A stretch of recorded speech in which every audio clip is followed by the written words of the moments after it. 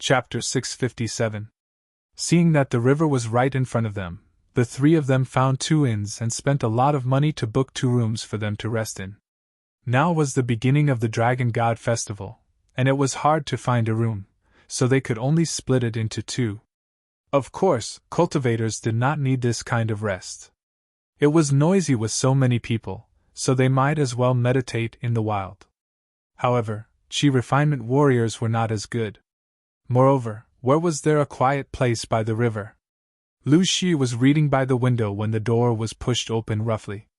Water deity walked in with her eyebrows raised, pointing at Lu Xiaoyi. "Damn pervert, give me back my corset!" Lu Xiaoyi was very innocent. "What corset? I've never seen it before." "Water deity, if you want me to buy it for you, can't you just say so? Why do you have to beat around the bush?" Water deity, the auntie, swept her phoenix eyes and found a bag of miscellaneous items on the couch. She walked over and shook it, and a pink silk bundle was shaken out just like that. She was born in a barbarian land after all, so she did not feel that there was anything wrong with carrying her private things like this. She just stared at Lu Xiaoyi. "What is this? Do you still want to deny it?" Lu Xiaoyi saw and knew what was going on. Just now, Huang Xiaoye came to his room to chat and left him a scarf for him to wave during the dragon boat competition, thinking that she supported him. Although this kind of little girl's sentiments were very childish, considering her age and the fact that her state of mind was low, he could only acquiesce. As for whether he would wave it or not, with so many people, who would know? For a grown man to wave this thing in the crowd, it was really embarrassing. Ever since Huang Xiaoye left, he had not opened it to take a look. Who knew that there was actually such a thing in the bag?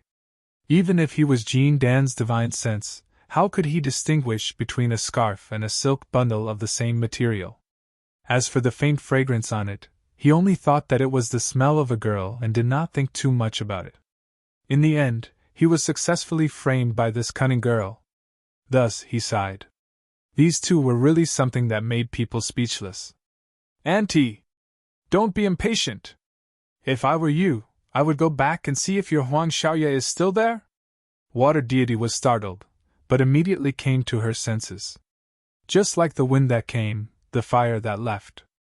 By the time she had crossed more than half of the town and arrived at her guest room, there was no one in the room. It was empty. The room was empty. He then leaped onto the roof and looked around. All around him were human heads. There were at least 10,000 people. The closer he got to the river, the more there were. He was afraid that there were at least 100,000 people. How could they find someone in such an environment? Fortunately, she still had a record. She had planted a special fragrance on that wretched girl's body, so she could use it to find her whereabouts. Therefore, she set out to find the fragrance, identifying the scent, and following it. After tossing and turning for an hour, she came to an abrupt halt. That little girl was very crafty.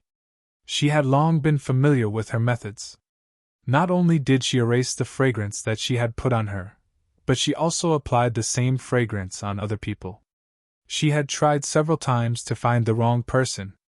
In this situation, it was impossible to find him. She knew that the wretched girl was unwilling, but she didn't think that she would dare to do such a decisive thing. She dared to disregard the orders of the ancestor, her father-in-law. She was only a foundation establishment stage cultivator, and a native of the exile. She hadn't seen much of the world, and even less had come into contact with the complexity of the outside world. Because of their close relationship, it was normal for her methods to be broken by the little girl. Although the ancestor of her family was strict, he had given his granddaughter many treasures to protect her. Therefore, there was now an awkward situation. No matter how much trouble Huang Xiaoye made, no matter how overboard she was, her surname was still Huang. However, her surname wasn't Huang. She was an outsider. Her husband had passed away early, and didn't even leave behind any children. If she really went back to report, it was hard to say what the wretched girl would do to her. Her father-in-law was very strict. He didn't recognize anyone but the rules. At this point, she couldn't help but think of the last few words that the wretched girl said. The way this unknown swordsman looked at her was very different. She was also a woman, so she agreed with Xiaoya's observation. Today, she was secretly pleased with herself. She felt that she still had her youth and charm. But she didn't expect that she would have to use her charm so soon. That wretched girl was very accurate about one thing. The best way for everyone to get through this difficult situation was to let this swordsman substitute one person for another. This matter wasn't difficult. The Huang family didn't report the names and genders of the participants. Cultivators weren't so rigid and old-fashioned. They emphasized self-discipline. Now the problem was, how could she persuade him? Threaten him first. Then seduce him. This was the decision of Aunt Shui Xian. It had to be said that if they weren't a family, they wouldn't enter the same house. In terms of methods, she and Huang Xiaoya weren't fundamentally different. She needed to go back as soon as possible. Otherwise, if this boy ran away, she would really lose all her eggs and have no room to turn around. Lu Xiaoyi didn't run away. Why did he run away? The torment of these two lunatics was just an interlude in his viewing of the Dragon Boat Convention. Until Shui Xian came back and fiercely barged in again. You must represent my Huang family in the Dragon Boat Convention. Without you, Xiaoya wouldn't have run away. Lu Xiaoyi wasn't surprised that Huang Xiaoya stood him up, but he didn't want to do anything about it. His spiritual sense was enough to ensure that he could find Huang Xiaoya soon after she left. What was the point? If he did, Huang Xiaoya wouldn't be happy. If he didn't, Shui Xian wouldn't be happy. It was all trouble. Aunt's words are a bit unreasonable. Your Huang family's own business, why do you have to put it on an outsider like me? Do you think my family is easy to bully? Hurry up and find him. Don't waste time here with me. I'm trapped. It wasn't easy for me to escape. I don't want to fall into it again, Shui Xian fiercely said. You, a little chi refinement cultivator, dare to talk nonsense in front of me? I'm afraid you haven't tasted the methods of foundation establishment, right? If you don't listen to me, do you believe that I'll make you regret it for the rest of your life? Lu Xiaoyi couldn't help but laugh. What? Does Andy want to strangle me with that corset? Shui Xian tossed and turned for a long time, but still couldn't convince this stubborn guy. The key was that she didn't have any effective means of torturing people. What she learned came from the sword vein. The sword vein didn't have any research on these unorthodox methods. When it came to her, there was nothing. She didn't dare to use the ruthless methods of the sword vein. The dragon boat race was close at hand. What if her body was injured? Moreover, the other party was another swordsman family. Was it better to break her promise at the dragon boat race or to become enemies with another sword vein family? She wasn't confused. The former was just a punishment, the latter was very likely to lead to death. She had no choice but to use the second method, which was seduction. Fortunately, this guy's appearance was decent and not disgusting. Moreover, for a woman like her who came from a remote place, she was far less repulsed by this kind of thing than the people of the Central Plains. So she immediately changed her face. Little brother, can't you help me?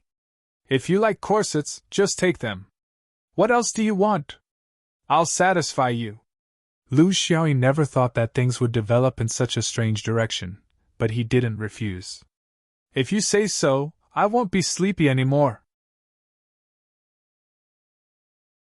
Chapter 658. The next day, a refreshed Lu Xiaoyi walked out of his room after the sun was high in the sky, followed by a somewhat tired water deity. She didn't expect that this guy was someone who didn't care about emotions and only pursued practicality. He wouldn't act unless he saw a rabbit, and wouldn't speak unless he saw benefits. It didn't matter. Between a cultivator and a man, they would just treat it as dual cultivation. The key was to achieve their goal. Damn it, it's time to register. It'll be too late if you wait any longer, Water Deity urged. Lu Xiaoyi was very hesitant. Didn't we agree that I would row the boat for 5 days and change it 5 times? This is only the first time. Water Deity was annoyed. Record it down and return it when you come back. How can we still make it in time? I'm warning you, if you go back on your word and play tricks, don't blame me for looking for your family and ruining your reputation. The development of the situation was getting stranger and stranger. In fact, Water Deity wasn't completely forced. After all, she had been a widow for a long time and still had needs. She didn't dare to act recklessly in her family, but outside she met a rather outstanding young man. Both were willing. However, the most important thing now was to register her name first. What's your name? I still don't know it. Water Deity realized that she had been very muddle-headed this night. She didn't have the calmness of a foundation establishment cultivator at all. She had already done that, but she didn't even know his name. Lu Xiaoyi was very pleased with himself, but he still didn't reveal his true identity. It wasn't that he was ruthless, but it wasn't appropriate to lie. It would be troublesome if he told the truth. Is my name that important? What's important is the name of the Huang family's participant. You can just randomly pick a name from the Huang family. Why are you asking me? Water Deity was so angry that her teeth itched. He was still so irresponsible after eating his fill. However, there was no other way. The situation was urgent. She had to get through this hurdle first. Thus, she registered her name and used the Huang family's sword talisman. Everything went smoothly. All of this was seen by Huang Xuya, who was hiding on a mountain far away. She finally heaved a sigh of relief and secretly admired her aunt. How did she make this blockhead change his personality? She didn't know what price her aunt had paid. After all, Huang Xuya was a girl who had yet to build her Taoist foundation. Her temperament was limited. She ran away happily, but after running away, she began to worry. She was worried that the boy would not listen to her, worried that something would happen to her aunt, worried about her family's reputation, and worried about her grandfather's punishment. If Lu Xiaoyi didn't show up in the end, she would probably take the initiative to walk up and bear her own responsibility. There were limits to rebellion. But now, everything was resolved. Everything was calm and everything was going smoothly. She decided to find a place to have some fun, and then quietly wait for the dragon boat race to begin. The dragon boat was 120 feet long and 5 feet wide. It was custom-made and could not be changed.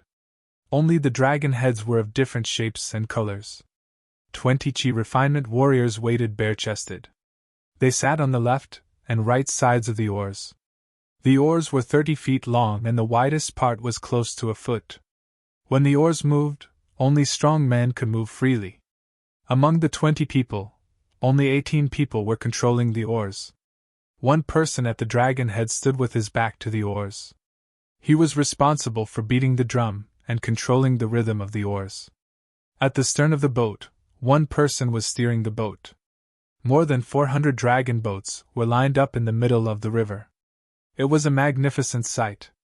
It was very simple to keep the boats in line. In the middle of the river, there was an iron lock.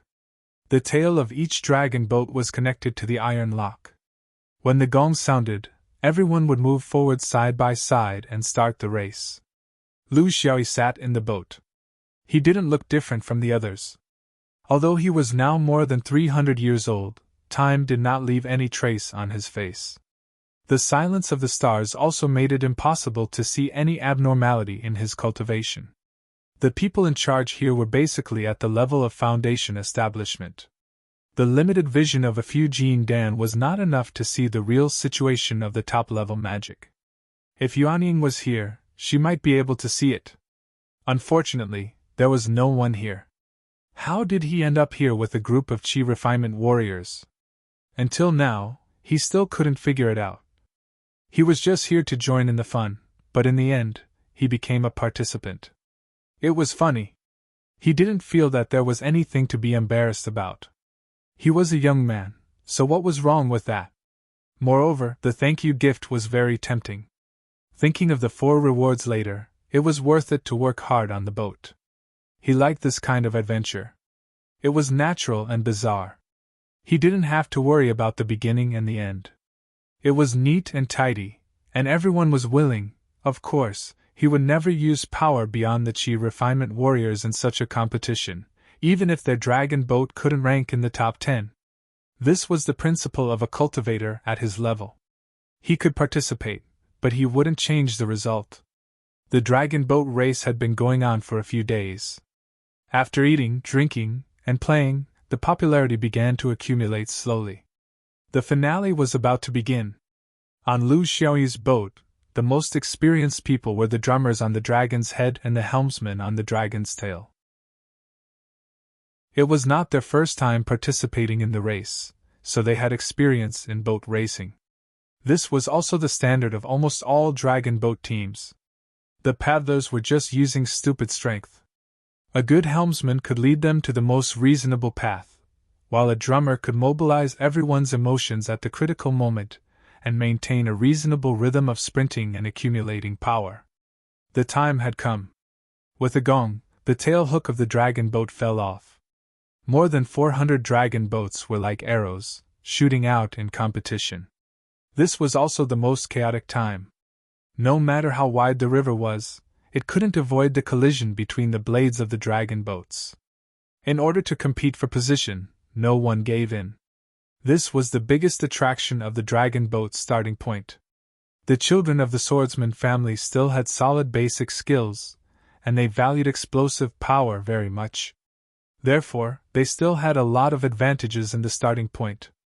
They basically stayed in the top 100. As the distance between each other widened, it was the real beginning. 3,000 miles was a competition of strength. Blindly attacking and exploding was not enough. Lu Xiaoyi paddled unhurriedly, maintaining the same rhythm and frequency as the others. It was not so much a race as a view of the scenery. The same scenery, overlooking from the sky and looking up from the boat, were two different experiences. Being in a group, paddling in the low and powerful drumming, watching the scenery on both sides of the river pass by quickly, and listening to the thunderous shouts of the audience, it was also a different artistic conception. Momentum, power, speed, turbulence, whirlpools, and shoals. When all these were combined, a wonderful rhythm emerged in the mind, leaving a rich aftertaste. Even the activities of Qi trainers had their own true meaning. The existence of Tao was not limited to the realm. Lu Xiaoyi was in this wonderful artistic conception. He seemed to be paddling mechanically, but in fact, he was immersed in his own perception. It was the harmony between heaven and earth, nature and human beings. One was moving and one was still, one was stretching and one was moving.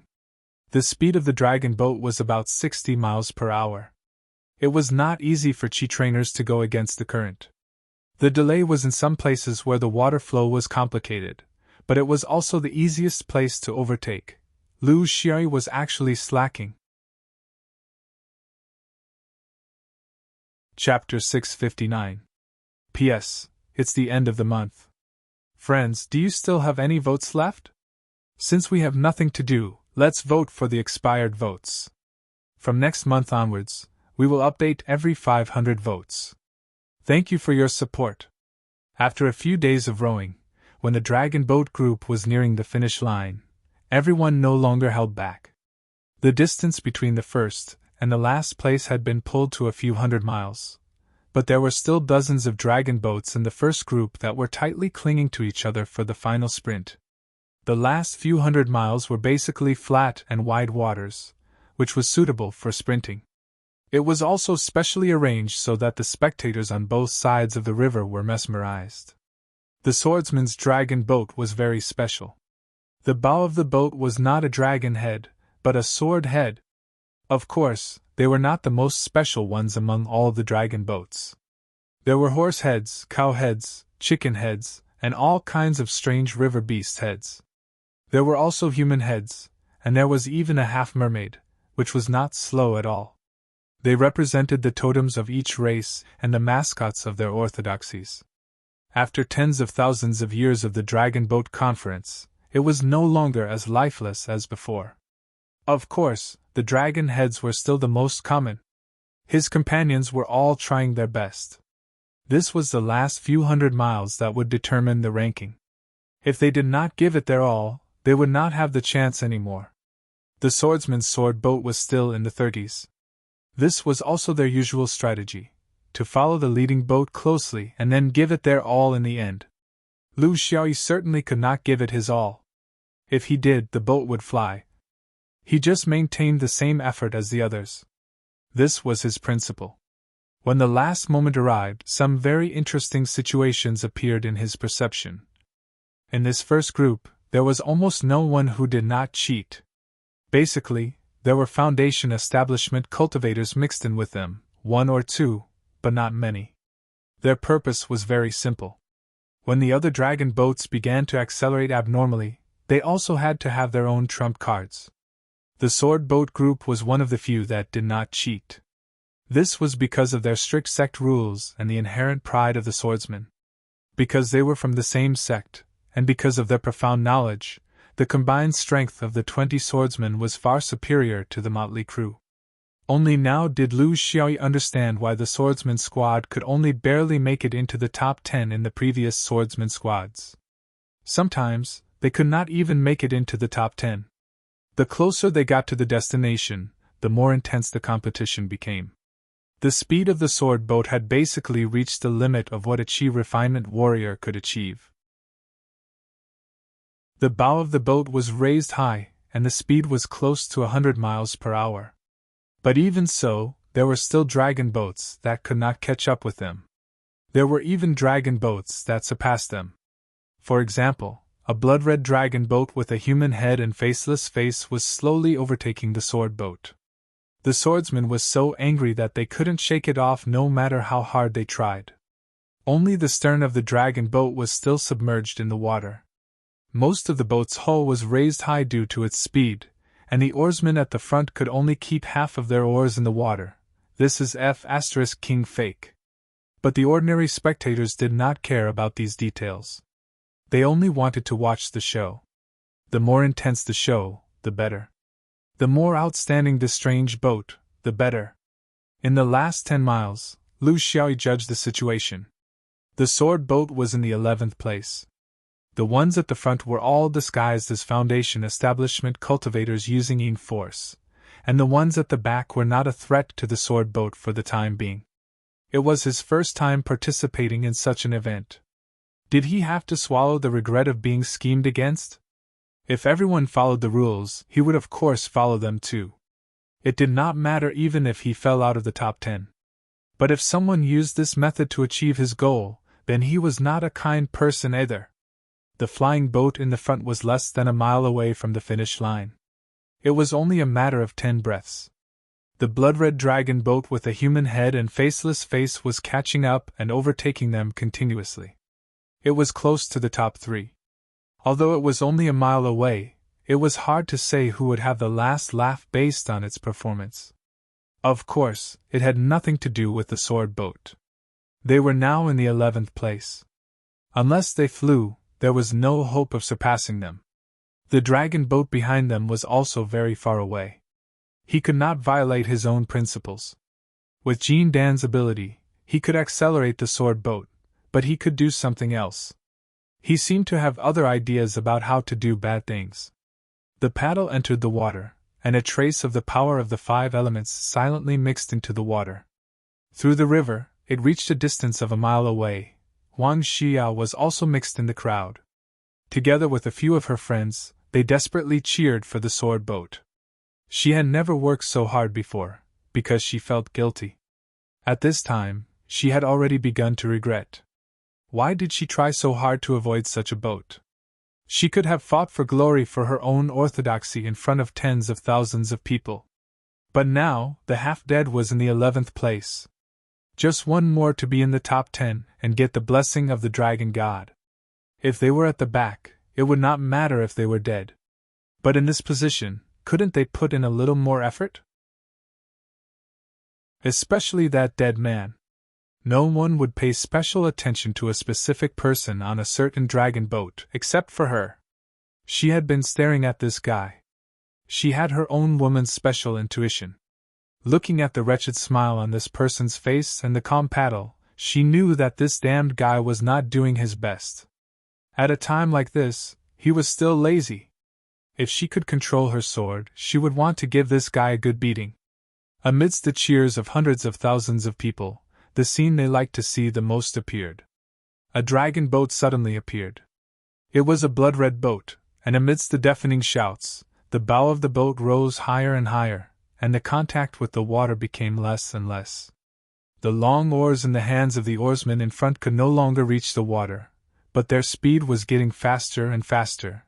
In the end, under the astonished gazes of hundreds of thousands of people, the last bit of contact with the water disappeared, and the entire blood-red dragon boat flew up. Yes, it flew up in an illogical manner. The 18 oarsmen were still numbly paddling, but why did they feel that it was so easy to paddle now? Was it like they were paddling in the air? They were originally paddling in the air. Cultivation was not unfamiliar in the exile land, and it was also something that everyone knew. So now, what did the strangeness of this dragon boat mean? Even the mortals had some guesses. The huge cheers turned into loud boos and boos, which made the scene particularly lively. Cheating! Cheating! Huang Xia's brain worked well, and she shouted loudly with several of her companions. Of course, the voices of the Qi cultivators were much louder than that of ordinary people. They quickly infected the people around them and merged into a force that quickly spread until hundreds of thousands of people shouted together. Cheating! Cheating!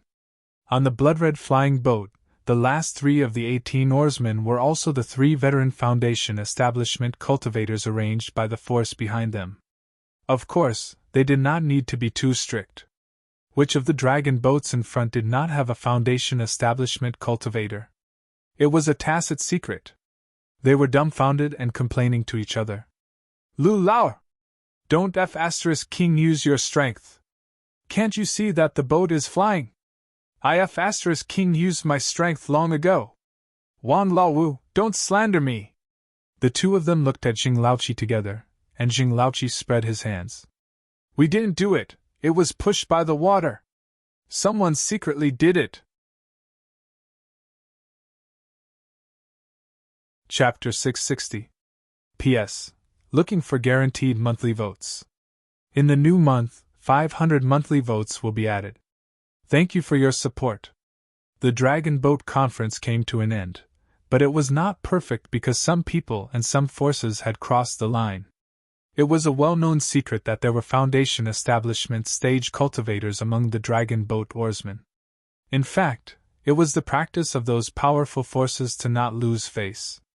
At the beginning, everyone still followed the rules and used the power of Qi cultivators. If others did not use any tricks, they would not use any tricks. It was a passive preparation to deal with others. But later, they slowly became active. Finally, they began to lose control during the sprint. But there was a principle. You could not let the dragon boat fly. Do you think others are blind? The result was also very simple. Under the gaze of hundreds of thousands of people, there was no way to leave it unsettled. Therefore, the blood-red dragon boat was removed from the top 10 as a punishment. The sword boat naturally became the 10th dragon boat to arrive and caught the last bus to receive the dragon boat blessing. The dragon god's blessing was a very illusory concept. Lu Xui did not want to stay here and wait for this thing. But when he wanted to leave secretly, he saw a girl in the crowd waving at him excitedly. He immediately dismissed the idea of sneaking away quietly. He could not use the ability of Jean Dan to escape now. There were several Jean Dan on the main platform, and it was difficult to completely cover up the traces. It was safer to wait for the big group to disperse and leave together. Otherwise, if he met that girl, she would be full of tricks. Did he really want to be her uncle? So he waited for a few more hours, not for anything else, but for the dragon boats behind. In this regard, the exiles were very well-mannered. Even for these losers, they would warmly welcome them. Maybe they disdained the team in front of them for cheating, so they did it deliberately? When all the dragon boats arrived, the top 200 cultivators were led to a huge dragon platform. This was not a temporary wooden platform, but an open space cut out of a stone mountain at the end of the line. There were 20 tall stone pillars around, engraved with various strange totems. According to the people next to them, These were the totems of the 20 most populous ethnic groups on the land of exile. Then, the top of the stone pillar was lit up. It was already close to evening. As the 20 torches burned fiercely, the emotions of the hundreds of thousands of spectators were stirred to the extreme. Ajin Dan walked up to the stage. Without saying anything, he lit up a symbol of fortune and disappeared into the night sky. Lu Xiaoyi found it funny. How could there be cultivators who believed in such supernatural things? Perhaps only the Aborigines would be so devout. He felt as if he was standing on the altar of the prairie people.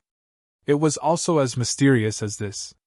It was also the illusory belief of the outer gods, and it was also the countless crazy people below. Then, he truly felt that something was descending. Perhaps in the eyes of others, this was the dragon god's blessing. However, Lu Xiaoyi knew very well that this was a blessing under the guise of the dragon god's blessing.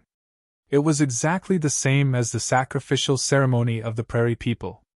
It was just that the prairie people's belief was a mess of deer, cows, horses, and wolves. However, in the land of exile, there was only one thing, the dragon god. The descending providence was also lifeless, as if it had not been activated. Lu Xiaoyi did not know if this providence would be activated. When would it be activated? However, there was one thing that made him very vigilant. Generally, the carriers of providence would not be able to see the unactivated providence.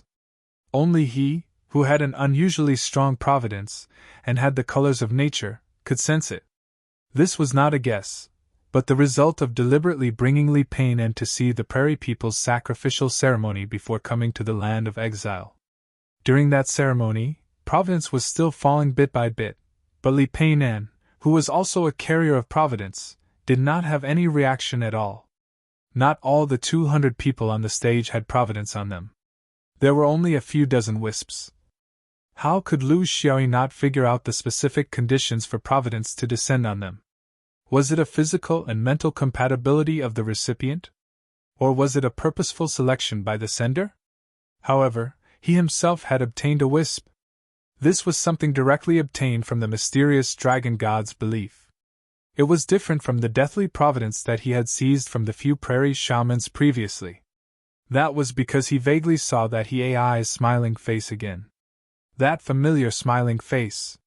Nodding repeatedly, showing great concern. This made him shudder with fear. However, he remained calm, silently observing the reactions of every chi refinement warrior who had obtained providence. He quickly realized that there was no difference between those who had obtained providence and those who had not. He was looking at these providence clusters from the perspective of an outsider, but he did not know if they, as the people involved, could discover it in their minds. If they could not for the time being, then what were the conditions for triggering it? Was it the upper realm every time? Or was it completely under the control of the caster? There was no time for him to think carefully. He quietly disappeared along with the crowd. No matter how hard Huang Xiaoya searched, she would never be able to find someone who could accurately determine her position and take the opposite direction in the hundreds of thousands of people. Lu Xiaoyi had long lost interest in continuing to experience the Dragon God Festival. He had even thrown the other 4 anti-daffodil events to the back of his mind.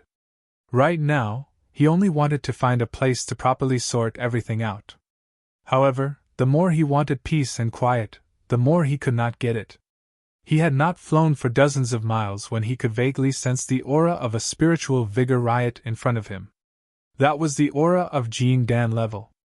It was very unusual for it to happen so close to the Dragon God Festival. Lu Xiaoyi did not sneak in. Firstly, he could not do it. Secondly, inappropriate actions might cause others to be enlightened. Besides, he was not interested in eavesdropping on other people's privacy. Just in case, he carried the sword case on his back. With a flash, he headed straight for the center of the arena. When he arrived at the periphery of the arena, he saw a blood river in the sky that was so red that it was turning purple. This was not the Foundation establishment blood mist of the Red Sun sect that he had seen at the Fish Leaping Cliff, but the real blood river Great Tao. The other cultivator did not seem to be so high profile, but there were vaguely goo worms appearing on his body. His fighting style was very strange. Even the brilliant blood river seemed to be unable to stop this person's goo worms from entering and leaving. These two orthodoxies had caused waves in the exile before. Spiritual Master Nan had even specially mentioned them. However, he had never seen them before after coming to the exile several times. It could be seen that they were very low-key. He did not expect to see them this time. There were several other cultivators watching the battle. One of them was wearing the uniform of the heaven-defying sect, and the other was Jean Dan, who was burning his talisman on the Dragon Ascension platform. Lu Xiaoyi somewhat understood. The owner of the Blood River should be the one behind the faceless blood-red dragon boat. This time, he had lost in the dragon boat competition and mistakenly thought that someone was deliberately targeting him, so he came here to seek a solution. He did not speak, nor did he interfere. He just stood aside and watched. However, not long after, the two people who were fighting jumped out of the circle. Obviously, they had sensed the approach of a stranger, and one with a sword case on his back. The cultivators of the heaven-defying sect were the first to welcome him. After all, Xianyuan Sword Sect was their main sect in name. "I'm Blackstone. May I ask which superior cultivator is here? We had a conflict because of some small friction. Please forgive us." Chapter 661. Just for the blessing of the Dragon God? Such an ethereal thing? Lu Xiaoyi played it down. He also wanted to know if these Jean Dan people knew anything about luck. Based on his observation, not all of them had a group of luck, so why did they care so much about the top 10? It's mainly for face. It's only held once every 10 years, and it was destroyed, so it's a bit embarrassing. There are some accumulated grievances, and I need to vent them out in a hurry. I've made a fool of myself in front of you. He sure had never seen this Xianyuan Jean Dan swordsman, but he didn't know all the Xianyuan swordsmen in the land of exile. The current heaven-defying sect was like a sieve, and it didn't matter which sect it was, so he didn't bother to distinguish. Lu Xiaoyi couldn't tell if he was hiding or telling the truth. At the Jean Dan realm, even if he had formed a false core in the land of exile, he still had some mental state. He wouldn't blush and his heart would race when he lied. It wasn't so shallow. Seeing that the other Jean Dan people also gathered around and were very polite, he didn't put on airs and returned their greetings one by one. The Blood River sect and the Gu Alliance sounded like big villains, but he had never judged people by their appearance, nor did he use history to frame them. The world of cultivation was always changing, people would change, and so would the orthodoxy. How could there be good and bad people who were the same? So he said sincerely, "Anger is harmful to the body, and it will be a joke if the juniors see it. Moreover, this place is too close to the site of the Dragon Boat Conference. I'm afraid there will be accidental injuries, and it will cause karma. I'm Fei Chai, and I'll be a peacemaker today. Regardless of Xuanyuan's face, let's shake hands and make peace, okay?" His words were more pleasing to the ears. In the land of exile, whether it was out of genuine respect or hypocrisy, the local cultivators were all somewhat afraid of Xianyuan. His strength was there, and they had no choice but to admit it. However, sword cultivators were arrogant, cold-faced, and well-disciplined. They acted as if they were the boss, making it difficult for others to get close to them. Therefore, their relationship with each other was maintained as if they minded their own business. They would not easily get involved with sword cultivator clans, but they would also keep a respectful distance from them. Take the sword cultivator today as an example. Although he was also trying to mediate, and they were fully aware that if they didn't listen to him, they would definitely use their swords. However, the way he spoke was very pleasant to the ears. It wasn't an order, and it wasn't a condescending arrogance. It was much easier to accept. The Blood River sect's Taoist cupped his fists. "I'm Jiao Shui. Since Brother Xianyuan has spoken, my Blood River sect will bear with it. It's not a big deal."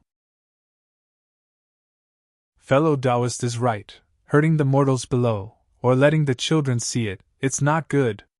The Gu Dao cultivator also bowed. "I'm Bai Jiao, and I have a bad temper. Although Jiu Shui is slandering me, I shouldn't lower myself to his level. Why bother? Lu Xiaoyi was terrifyingly straightforward. He also wanted to use some kind of straightforwardness to find out the truth of these natives. If he were to search for the results alone, the land of exile was so big, where would he start? It was better to beat the grass and scare the snake, or mix in with them. It was better than him searching blindly. No matter how big the conspiracy was, at least it wouldn't be now. And now, the land of exile was still firmly in Xuanyuan's hands. Hee, both of you don't have to be suspicious of each other.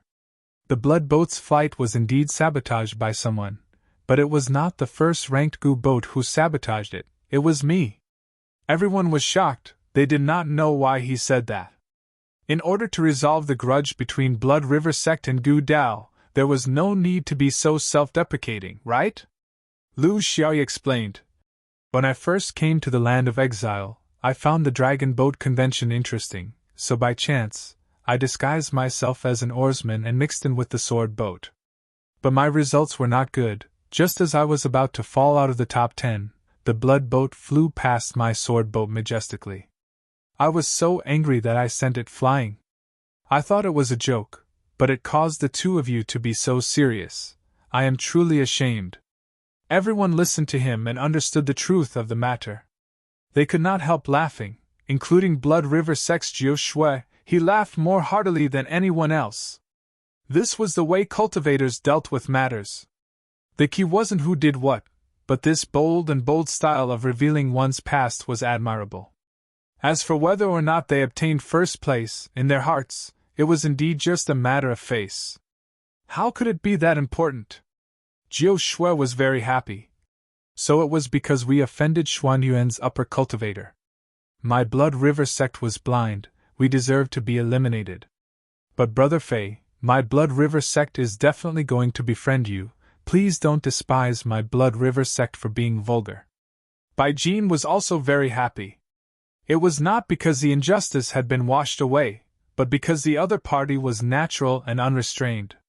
He did not treat them, the heretics, as evil. This was very rare. He was willing to admit in front of them that he had done something bad. This was not something that an ordinary person could do. He gave a thumbs up. Brother Fei, you have great 5 elements ability. That flying boat of yours flew well, it should have directly sent Blood River Sect's group to the mountain. This old man will make a friend of you. If you have time, come to my Mount Laka, this old man will treat you well. Lu Xiaoyi observed their expressions and found that these people really did not know anything about the group of Qiyuan. He was also puzzled, then who was the one who secretly planned all this? Or was no one planning it, and they were also being used? So he smiled. Before coming to this place of exile, I heard that there are 2 very special orthodoxies here. Although they are unorthodox, they have a long history. I have always wanted to see them, but unfortunately, I have no chance to see their true faces. I will definitely disturb you. I'm a person who loves learning. I want to see all unfamiliar orthodoxies one by one. When the time comes, I hope everyone will not find me troublesome. He bid farewell to everyone one by one, leaving a promise to meet later, before everyone reluctantly left. These Jin Dan still had their own disciples and subordinates at the Dragon Boat Conference. They needed to be taken care of, but none of them were all alone like Lu Xiaoyi. Lu Xiaoyi flew around casually. Thinking about the truth of this Dragon God Conference, he found that some things were getting more and more interesting. There must be something that he had overlooked, right? In his close to 300 years of contact with the path of Qi of Fate, he had first come into contact with humans who carried Qi of Fate, then the realm's spirit vigor that carried Qi of Fate, and then he discovered that plants and animals could also carry Qi of Fate. Therefore, when the prairie people's sacrifices could pass down Qi of Fate, he subconsciously wondered if these inexplicable so-called god totems could also carry Qi of Fate and transmit it through the power of faith of humans. The prairie people's Qi of Fate was passed down through the gathering of a large number of mortals, and the dragon god's Qi of Fate was similarly passed down through the gathering of a large number of mortals. In that case, was the transmission of Qi of Fate through the medium of faith? Was it that every god revered by humans would be blessed by chi of fate? Or was it just a part of it? Or could it be understood the other way around, that gods existed because they had faith, and that faith was what truly attracted chi of fate? Why did these things always happen around him? Was it targeted at him? Or was it the sect he belonged to? Or the realm? If he were to one day go to a completely foreign realm that had nothing to do with the blue sky realm and the five rings, would these inexplicable things still happen? Could there be a certain person or a certain force that had mastered this method of transmitting chi of fate? Was all of this intentional? His head was about to explode from thinking about it.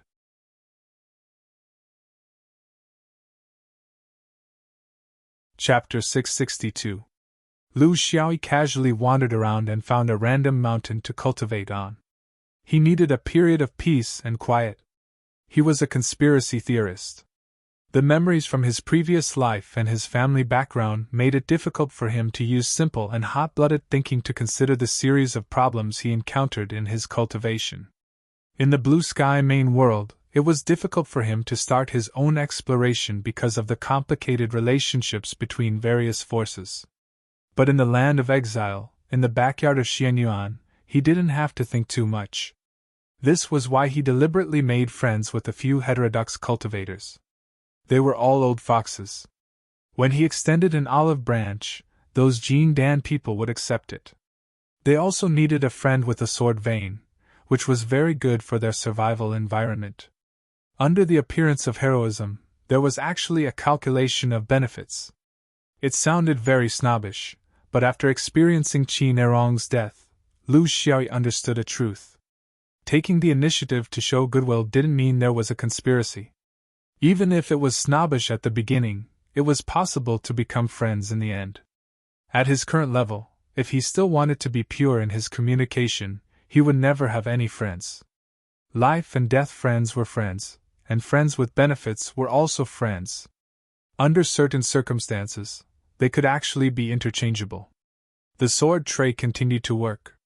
Instead of 2 hours a day, it became 4 hours a day. He had a sense of urgency, just like when he first climbed up the dome. Good days were always short-lived. Ever since he formed his gold core and relaxed for several decades, the crisis had found him again. It was still vague and mysterious, but he had a feeling that when he reached the nascent soul realm one day, it might be the time to unveil this big curtain. Before that, he had to have the ability to use his sword against opponents of any level.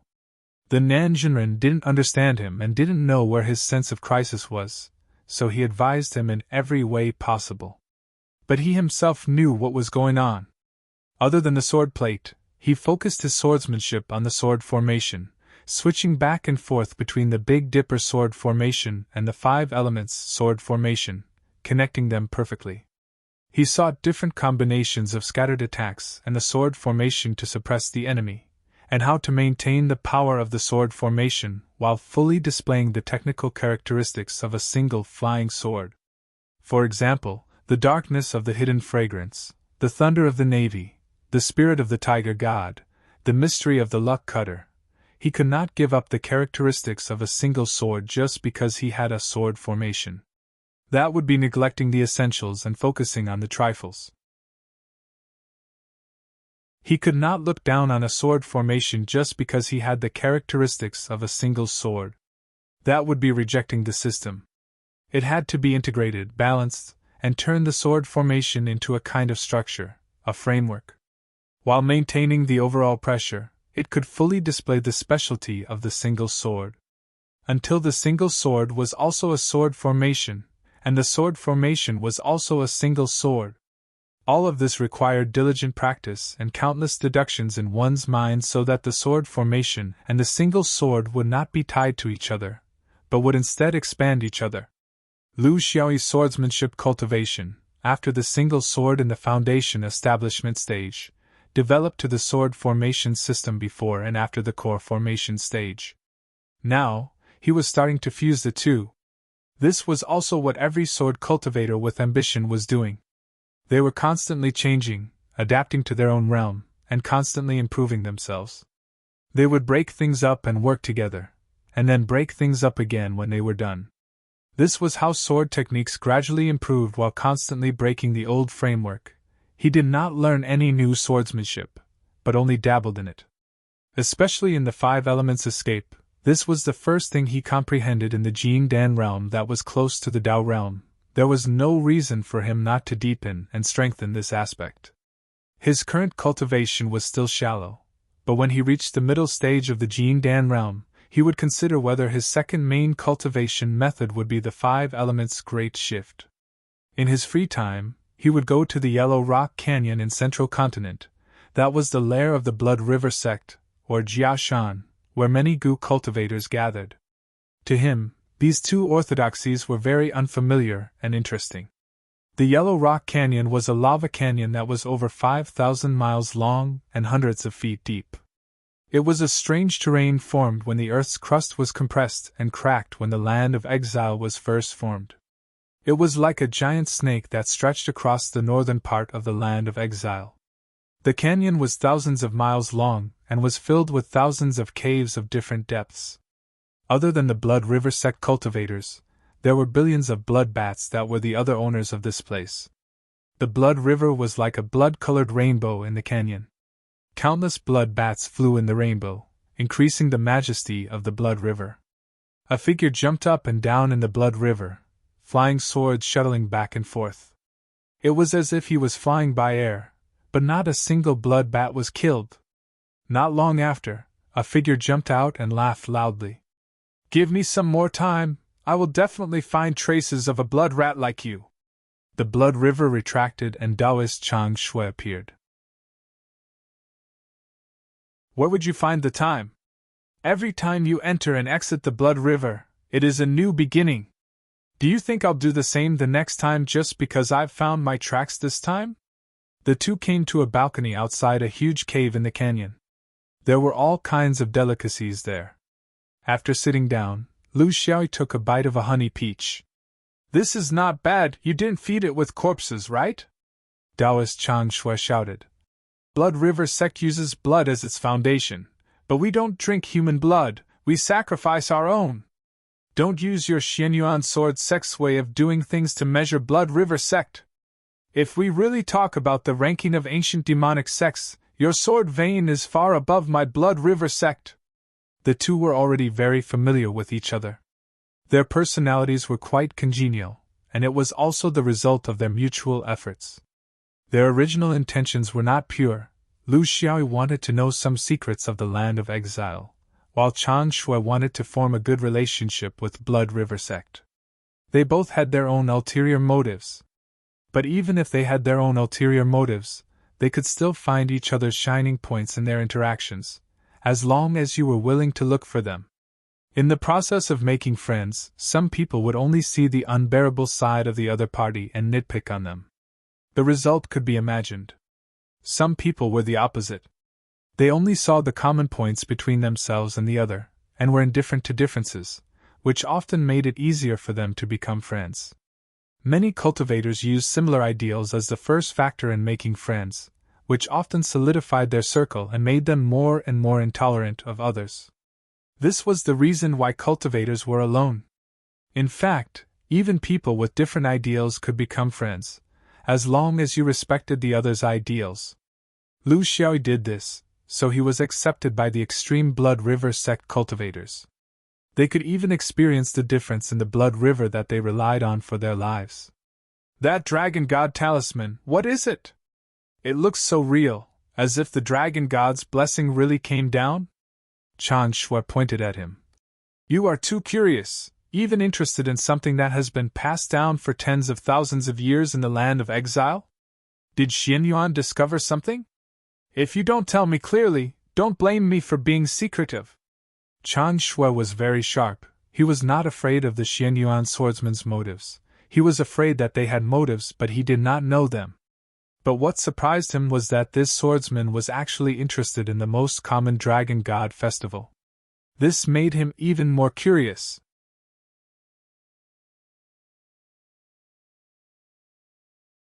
Chapter 663. P.S. Guaranteed monthly votes. Lu Xiaoyi was very sincere. "It's not that Xianyuan discovered anything, But I'm a little confused. This originates from a special mystery. Unfortunately, you don't have it, so you can't feel it. This has nothing to do with Xianyuan or Blood River sect. It might have a profound impact on the universe's cultivation world, or it might just be my groundless fears. No one knows. Other than me, that includes my sect. So I can't tell you the truth now. What I can promise you is that if I can tell you one day, I won't hide it from you. Taoist Qishui sneered and said, Please! You and I are just Jin Dan. Not true monarch or half immortal. And have a profound impact on the universe. Aren't you afraid of being laughed at? What mystery? I don't care.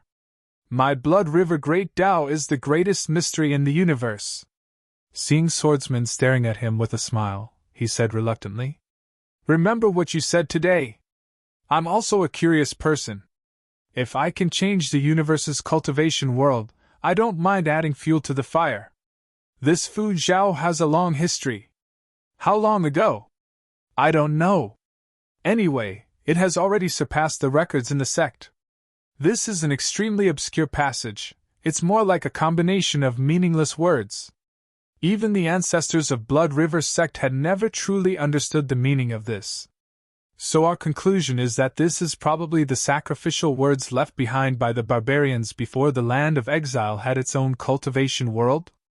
They purposely used difficulty to confuse people's thoughts, to achieve a mysterious goal. Lu Xiaoyi said mockingly. So your Blood River sect has been fooling everyone for tens of thousands of years? You don't know anything? You call your sect mysterious, but I think you're just ignorant and incompetent. Taoist Qishui was of course not convinced. Don't slander me. It's not like my Blood River sect doesn't understand. The Gu Dao doesn't understand either. Heaven-defying sect calls itself a famous sect, but it's also sloppy. Everyone is just imitating and fooling around. Lu Xiaoyi asked. In the land of exile, other than the heaven-defying sect, the Blood River sect, and the Gu Dao, is there no other sect that uses the talisman to worship the dragon god? Are the Fu Zhao of your three families exactly the same, or are there differences? Taoist Qishui was very certain. There should be differences. This is the rumor of the previous generation of Blood River sect cultivators. They probably have seen the talismans of the other two sections. However, I have never seen it before, so I have no interest in it at all. If you didn't ask, I wouldn't even have thought about it.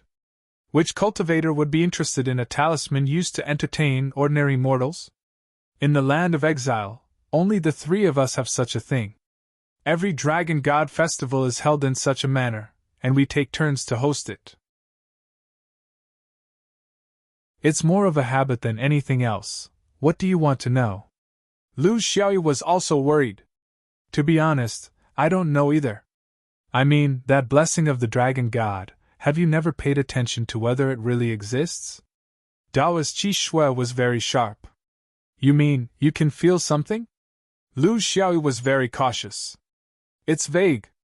If I could really feel something, I wouldn't have come to ask you. You know, it's just a guess.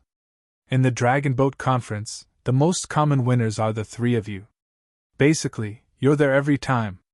So if the Dragon God really has a blessing, the three of you will also receive the most blessings. Taoist Qishui understood a little. That includes you swordsmen. However, the success rate of the swordsman descendants in the land of exile is not high, and not many of them can go to the main world. Are there more benefits? Or are there more disadvantages? Lu Xiaoyi sighed. I'm not sure about this, that's why I came to ask you. But the benefits and disadvantages are not important. My sword vein cultivates by myself, and I don't want to be disturbed by external forces. Taoist Qishui nodded. Exactly. On this point, Xianyuan and my Blood River sect are very similar. These words were a little exaggerated. At the very least, the Blood River sect in the land of exile could not be compared to Xianyuan. However, there was one thing that Taoist Qishui was right. The Blood River sect was one of the most stubborn among all the heterodox forces. This could also be seen from their situation in the land of exile for tens of thousands of years. When I was young, I also participated in the dragon boat race. That was 500 years ago. But personally, I don't think the so-called dragon god's blessing means anything to me.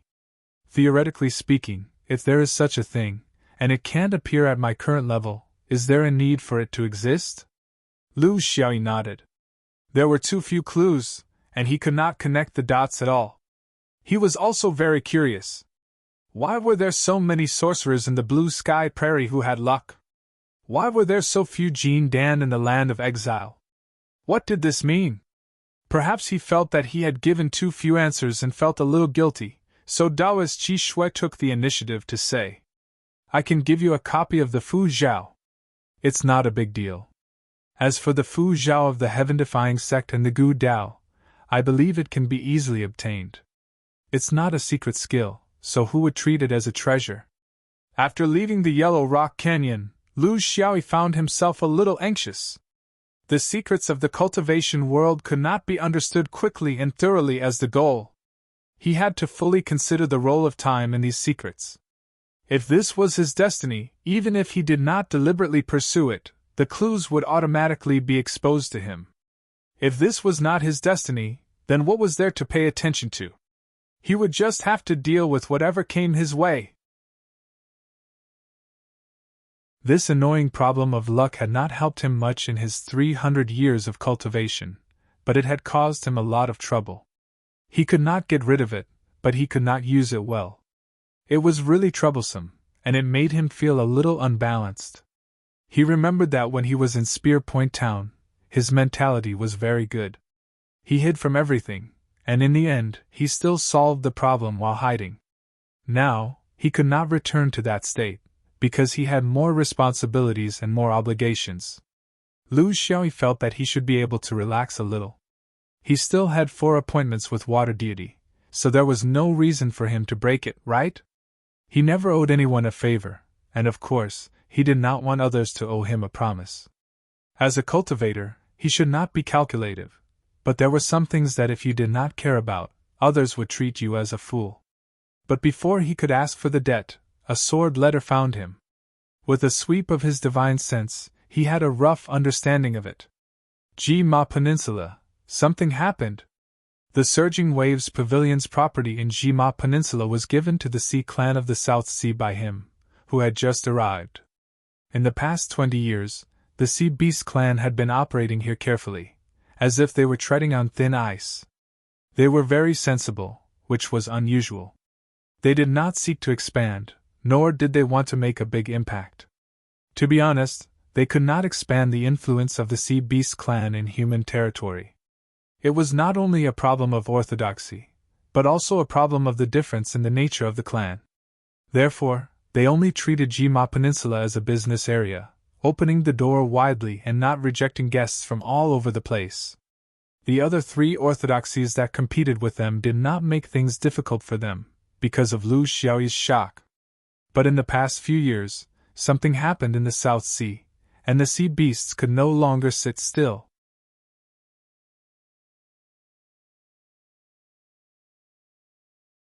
Chapter 664.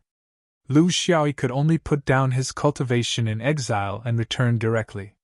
Spiritual Master Nan's judgment of the situation was very accurate.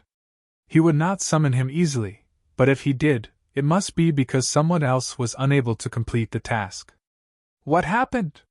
Why is it burning? It's been a few years. I think we can take Li Peinan out for a walk. We can't always keep him like this.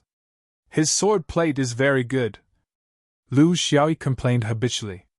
Spiritual Master Nan was already used to it and ignored him. He can't do it. Just that one sword plate. After using it, he would become a cripple. Swordsman theory and basic skills still have a lot to improve. Moreover, he's not the victim, so it's useless for him to go. Lu Xiaoyi was very surprised. What happened? Is it related to me? Spiritual Master Nan made a long story short. 4 years ago, the antlered centipede of the Southern Sea Beast clan was killed by a human.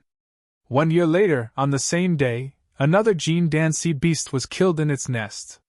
3 years later, the same tragedy happened again. A Yuanying beast of the Southern Sea Beast clan found this person a few months ago. After a fierce battle, it was defeated and died. According to the report of the sea beast at the scene, it was a Jin Dan Taoist who should be from the three pure ones. What's interesting is that every time he killed a Jin Dan sea beast, it was on the 5th of March, which was the day you fixed your sword on Ji-Ma Peninsula. Tell me, does this have anything to do with you? Lu Xiaoyi laughed. Is he deliberately provoking Xian Yuan? Spiritual Master Nan corrected him. He's provoking you. Lu Xiaoyi was speechless. Martial uncle, do you have to use such a clumsy method to provoke me? Are you questioning Xuanyuan's decision on Ji-Ma Peninsula? What is the sect thinking? I feel that if I just get rid of this person, it won't show the dominance of Xian Yuan as the master of the northern region. Before dealing with this person, I should first deal with the Notification Temple. Doesn't he want to stand up for the Notification Temple? He should be given a result to let him know the consequences of offending the northern region. You're not still collecting evidence, right? Reverend Nan harumphed. What evidence? When I, Xian Yuan, do things, I never look at so-called evidence. Just a month ago, your martial uncle Qing brought people to seal up the Record Keeper Temple. All cultivators were given a time limit to leave. Those who didn't leave had to accept the jurisdiction of my Mount E. Those Taoists might already be in the South Luo state right now. The three pure ones were not stupid either. They knew that after they stood out like this, the Chronicle Temple could no longer develop normally in the northern region, so they left happily. They do everything according to the rules, so it's not good for us to kill them. However, the person in the South Sea needs to be dealt with equally. So, other than you, there's no other choice. Coming here alone and slaughtering the South Sea, you're very confident. And there's also a Yuanying sea beast. Are the three pure ones declaring their strength to us? Lu Xiaoyi was a little surprised because this was a swordsman's way of doing things. Now that it was being used by a spell cultivator, it felt strange. Reverend Nan, on the other hand, was very serious. We've used our chess pieces in the South region and roughly figured out the origin of this spell cultivator. His name is Qing Xian. Like you, he's also from the 5th ring. Looking at the time, he knows that I, Xian Yuan, was transferred back from the 5th ring to become an elite. Needless to say, he's definitely a well-known figure among the 5th ring Jin Dan. He even knows that he has the strength to deal with you, but you can't let your guard down. Have you heard of this person in the 5th ring? Lu Xiaoyi spread his hands. I don't know. Disciple had just formed his gold core, and before I could familiarize myself with the Jin Dan in the 5th ring, I was kicked to Qingkong. So, like you, I don't know anything. Reverend Nan sighed. He knew it would be like this. The South Sea Beast clan is a weak clan. It's not difficult to kill the Jin Dan, but if you can kill the Yuanying Sea Beast, that's a different matter. You have to investigate. Understood. The Blue Sky Sea clan was not a whole. In terms of area, almost 70% of the Blue Sky region was ocean. They were separated by the 7 great continents and didn't have much contact with each other. There were countless sea clans, but they were basically based on the continents they were close to. Humans were more used to distinguish the sea clans by the deep sea clans and the shallow sea clans. The deep sea clans were the core of the sea clans. They didn't easily get close to the human continents. They formed their own system and had nothing to do with humans. Among them, there were many big demons and Yuanying beasts. There were also some at the level of supreme. The shallow sea clans, as the name suggested, were the sea clans that were close to the continental shelf of the human continents. They had some form of contact with humans and would even trade with each other to a certain extent.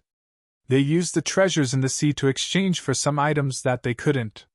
However, their strength was relatively weak. The deep sea gave birth to the Jiao dragon, while the shallow sea gave birth to the turtles and shrimps. Most of the powerful sea beasts were only at the level of Jin Dan. For example, Lu Xiaoyi saw the Lust Water Lord at the Ji-Ma Peninsula. Yuanying beasts were extremely rare. Occasionally, there would be a few, but most of them would hide in the deep sea, because that was where the big demons lived. Under such circumstances, it was not impossible for an elite human cultivator to establish his power in the sea. It was impossible for the same person to go to the deep sea. Even so, this Three Pure Ones cultivator named Qing Xian was very powerful. He was able to kill one of the 3 Jin Dan beasts that Xian Yuan had made an agreement with. He was also able to kill the beasts at the same time on the 5th day of the 3rd month to establish his power. This showed that this person's control was very strong. He wasn't killing indiscriminately. This was a classic example of drawing a line. Xian Yuan didn't have to worry that he wouldn't accept it. "When are you going? What do you need to prepare?" Jinren Nan asked. He wasn't too worried. Qing Xian could kill the Yuanying beasts. Xiaoyan on his side could also kill the Yuanying beasts. In terms of battle records, they weren't weak at all. At their level, it was easy to determine victory and defeat, but difficult to determine life and death. They were all elites from the 5th ring. Needless to say, they didn't need anyone to remind them of their battle experience. "I'm leaving now. What's there to prepare? Why don't you give me a few pots of your good wine? I'm used to drinking your wine. If I drink anything else, it won't taste good anymore." Jinren Nan reluctantly took out a few pots of wine. "There's one thing I need to remind you. These South Sea demonic beasts aren't good people either. On the Jima Peninsula, they seem to be doing business honestly on the surface. But occasionally, they would eat humans. The worst ones were the 3 that were killed." Lu Xiai sighed. "Oh, you're a person with perfect morals? Aren't you afraid that telling me this will mess up my state of mind and make me lose my killing intent?" Jinren Nan snorted. "In your past experience, I don't see you ever letting go because of your opponent's morals. They're all about face. Who doesn't know each other? In addition, after this matter is settled, tell the South Sea tribe that the tribute will be increased by 20%. This is the price for opening their mouths." This was also a rule in the cultivation world. If the ability wasn't enough, the tribute would be made up. There was no such thing as pity.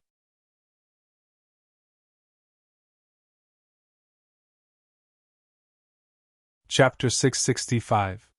The vast South Sea was turbulent.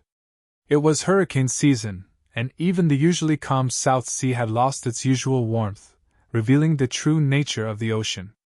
On a reef, a Taoist sat cross-legged, allowing the wind and waves to hit him. However, it was as if he was a reef, soldered to the reef, not moving at all. He had been in Green Sky sect for 4 years and had never been dissatisfied. He had always wanted to go back to the sect's birthplace, but he didn't expect to return for such a reason. He felt that the sect was making a mountain out of a molehill. Even if a swordsman who had just formed his gold core had succeeded in stabbing a sword into the 5th ring, what did that mean to someone of Jin Dan's level? It didn't mean anything. Jin Dan and foundation establishment were 2 different concepts. Although cultivation was also very important to a cultivator in the foundation establishment stage, there was a limit to the amount of dermic power a foundation establishment cultivator could hold. Therefore, some explosive Tao teachings and special methods could often achieve miraculous results. However, Jin Dan was different. The difference in dermic power between a peak late-stage Jin Dan cultivator and an early-stage Jin Dan cultivator could be dozens of times. This also meant that it could form a terrifying dermic pressure. Continuous instant spells without any regard for cost. He had also heard the personal experiences of his senior and junior brothers who had fought with this sword cultivator. No matter how many times they said it, he felt that this was a stagnant mindset and a regression of courage. He couldn't be too direct in front of Gentle Breeze and the others, so he could only use his actions to show them what a true dermic cultivator was. Times had changed, and battles between dermic cultivators were no longer a battle of attrition. This concept was very popular in the 5th ring, but in Green Sky, everything was still slow and needed stimulation. He was one of the top 5th ring Jin Dan cultivators, but he was specially sent back to deal with a newly formed Jin Dan cultivator who had formed his gold core less than 100 years ago. This made him unhappy, even if Green Sky was a place he had always wanted to come back and experience. He was very clear about the sect's purpose in making such arrangements. For tens of thousands of years, the Dermic lineage had been on guard against the elites of the sword vein. They spared no effort in surrounding and intercepting them. Other than the fact that he didn't dare to use an upper realm cultivator to do it himself, he would never let go of any other opportunity. Since this cigarette but was able to stab a sword into the fish's leap and was able to dominate the internal and external sword during the Foundation establishment stage, it wouldn't be an exaggeration to say that he was a genius among geniuses.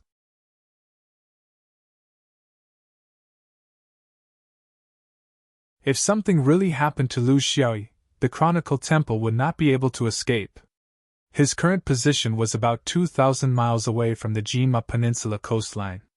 It was just outside the boundary of the territorial sea, but it was still within the boundary of the shallow sea. The South Sea of the northern region was a little special. The seabed was gentle and there was a full 3,000 miles of seabed outside the continental shelf. This kind of terrain was just right for him to use as the swordsman's battlefield. To be able to be ranked third in the 5-ring Jin Dan, Qin Xian naturally had his own strengths. Even if he did not really take his opponent seriously, he was still meticulous and considered every detail to the extreme. Of course, the only thing he did not consider when choosing the location of the battle was whether it would be beneficial to him. This was his pride and also where his Tao heart lay. His strength would not change because of the change of environment, whether it was the sea, the mountains, or the desert, and the sky above his head. Even if the hurricane was in full swing, there was still a clear and turbid chi. It pierced through the clouds. This was the most famous of the 3 pure orthodoxies, the 2 signs of purity and turbidity. It was thousands of feet high and could be seen from afar. This was the vision of his natal cultivation technique. In fact, it was also a guide. The meaning was very clear. I am here, waiting for you to come and fight me. In the 4 years since he came to Qing Kong, he had always been in such a state. With an unimaginable concentration, he was at sea and enjoyed himself. The cultivation of his state of mind had already reached a certain level. Today was the 5th day of the 3rd month. If no one came, he would randomly find a Jin Dan sea beast in the shallow sea and kill it to show his attitude. As he waited, he suddenly stopped when he was about to turn around and search for the sea beasts. The thousands of feet high chi of purity and turbidity was like a giant radar. Although it was very obvious, it could clearly detect the changes of chi within 1,000 miles. Just like how his chi of purity and turbidity was eye-catching, a sword gleam swept across the sky without any concealment. Qin Xian let out a long breath. His old rival for tens of thousands of years was finally here. Although he did not hate the sea, to a cultivator who had been cultivating in the Celestial Mountains for 4 years, smelling the fishy smell of seafood was still not a pleasant process. His mind shook and the chi of purity and turbidity became even more vigorous. Vaguely, the hurricane coincidentally appeared around him and seemed to be focusing on where he was standing. It also allowed his senses to expand to every corner that the hurricane swept past. Under such senses, every move of the swordsman was vividly displayed in his mind, down to the smallest detail. This was control. The perfect use of the environment. It was not control for the sake of control, but control for the sake of killing. It was control for the sake of offense, control for the initiative. It was control based on the confidence of his cultivation base.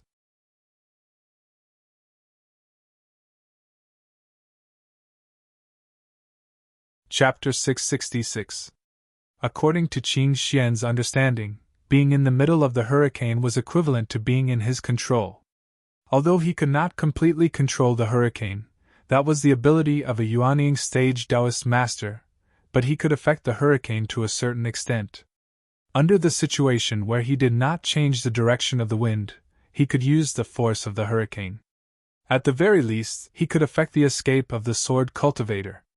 Clear and turbid could also be understood as yin and yang. This was the Tao realm he dabbled in after entering the Jin Dan. The Tao realm was the specialty of the Yuanying spiritual masters, but in the current cultivation world, if one wanted to make a name for himself in the Jin Dan realm, he must have something he was good at. It was also because of his deep understanding of the Tao realm of Yin and Yang that he was able to achieve his current status in the Five Rings Jin Dan. The hurricane did indeed affect the swordsman's escape. His route was no longer a straight line, but instead, he was drifting along with the hurricane like a fallen leaf in the autumn wind. It was as if he could not control his body. However, Qin Xian suddenly realized that his opponent's speed was not affected at all. He could control the hurricane to a certain extent, but his opponent was like a wind spirit, changing directions in his most familiar domain. The power of the five elements. Qin Xian's lips curled into a smile. Very good, this kind of battle would not be boring. He liked opponents who were tough, so that he could unleash his talents to the fullest. Only the weak would like to be crushed, while the strong would only want to be evenly matched. He formed the wind mudra with his hands and estimated the distance. A gust of wind appeared at a certain spot in the hurricane. The technique was instantaneous, but the wind was not instantaneous. This was the biggest characteristic of the wind elemental technique. It required a period of time to accumulate power in order to achieve a large area of effect and great power. It was also a technique that was closely related to nature. A good wind elemental cultivator was able to predict the opponent's trajectory perfectly, and when the wind was at its strongest, he would be able to catch up with the opponent. He had long heard that the swordsman was famous for his long range and heavy attacks. He did not know how heavy his heavy attacks were, but in terms of long range, he had already broken the legend of the swordsman. Firstly, his cultivation was several times stronger than his opponent, and secondly, he was able to take advantage of the hurricane. This was also a form of psychological warfare. It was to strike at the opponent's strongest point. The current peak 5-ring Jin Dan Dharma cultivators were no longer as conservative as their predecessors from 10,000 years ago. They were starting to resemble swordsmen in many aspects, especially in terms of combat. In extreme cases, spell warriors would appear, just like the swordsmen. They would use their 3 axes, their most powerful skills, at the beginning of the battle. Qin Xian wasn't that extreme, but he was even more frightening. He was very clear on when he should become a tempering spell cultivator, and when he should become an instant spell warrior. The calculation was perfect. Just as the figure was about to appear 10 miles away, the tornado in the wind had already accumulated its power to the extreme. In an instant, the area within a few miles of the figure was covered by this powerful tornado. This wasn't an ordinary tornado. Forming it to envelop the opponent was only the first step. The second step was to create hailstorms. Under his control, the tornado would form countless hailstones the size of a person's head. One hailstone was naturally insignificant to a cultivator, but when tens of thousands of hailstones came crashing down like raindrops, they would wreak havoc within the tornado at a terrifying speed. The density of the hailstones was something that flying swords couldn't completely defend against.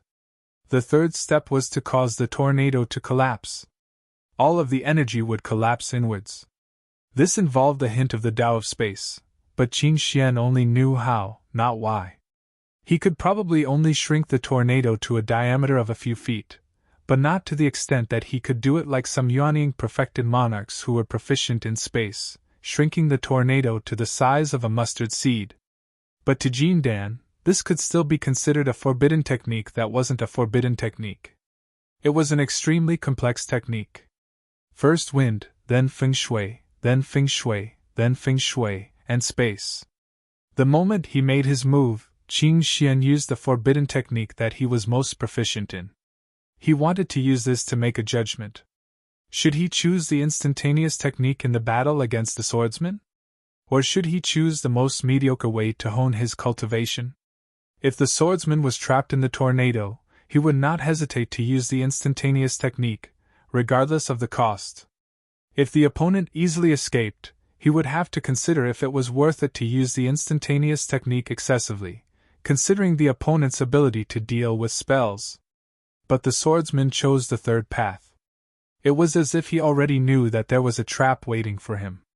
With a mysterious acceleration, which was probably similar to the instantaneous short-distance movement of the heavenly sword ruler, he perfectly avoided the tornado. As soon as he appeared, several flying swords were already shot out one after another. It was a close combat. Qin Xian was alarmed. He was alarmed because if the heavenly sword ruler could be used, there must be flying swords in front of him. With his perception in the tornado, it was impossible for the opponent to not sense the swords in the process. There was only one conclusion. The swordsman had already released his flying swords before he got close to the tornado. His movement was a combination of the flying swords and the cultivator's body, which was why there was no leakage of spiritual energy when the flying swords were released. This was a cunning opponent. Or rather, an opponent with an unusually rich amount of combat experience. Qin Xian's interest was finally piqued. His desire for battle was unleashed. However, he didn't start to waste time like the traditional Dharma cultivators. Instead, he chanted softly and pointed his finger. Without a single spiritual artifact appearing, countless ice cones, wind blades, fire snakes, water arrows, wooden spikes, and golden spears all mixed together to form a torrent of spells that surged towards him. At the same time, he was stepping on yin and yang, stepping on yu's gang.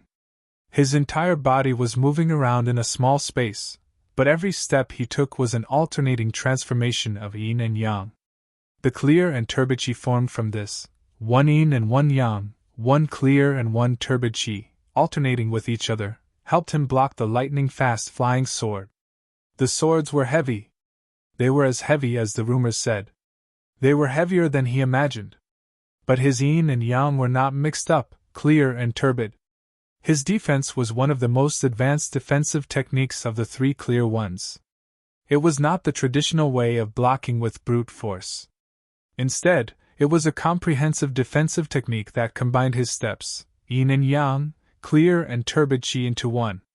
It was called the Supreme Yin-Yang Xiangang technique. To cultivate this technique, the requirements for the cultivator were very high. Firstly, the clear and turbid qi had to be controlled easily. Secondly, the yin and yang realm had to be at a higher level. Lastly, the cultivator's spiritual energy had to be at the peak of Jin Dan. Just this Supreme Yin-Yang Xiangang technique alone took him hundreds of years to cultivate successfully. It almost took up his entire Jin Dan cultivation. But the returns were also huge. This was because he no longer needed any defensive spiritual weapons, talismans or spells. He could put all his energy into attacking. Just like now, he was only circling around in a narrow space. But the flying swords in the air could not cause any substantial damage to him. One virtual and one real, one yin and one yang, clear and turbid. Not only did it prevent his opponent's flying swords from exerting force, it also made it difficult for him to even position himself. Every change forced his opponent to reposition himself. And after repositioning himself, he crossed over to the next yin and yang. This endless cycle was a dead knot.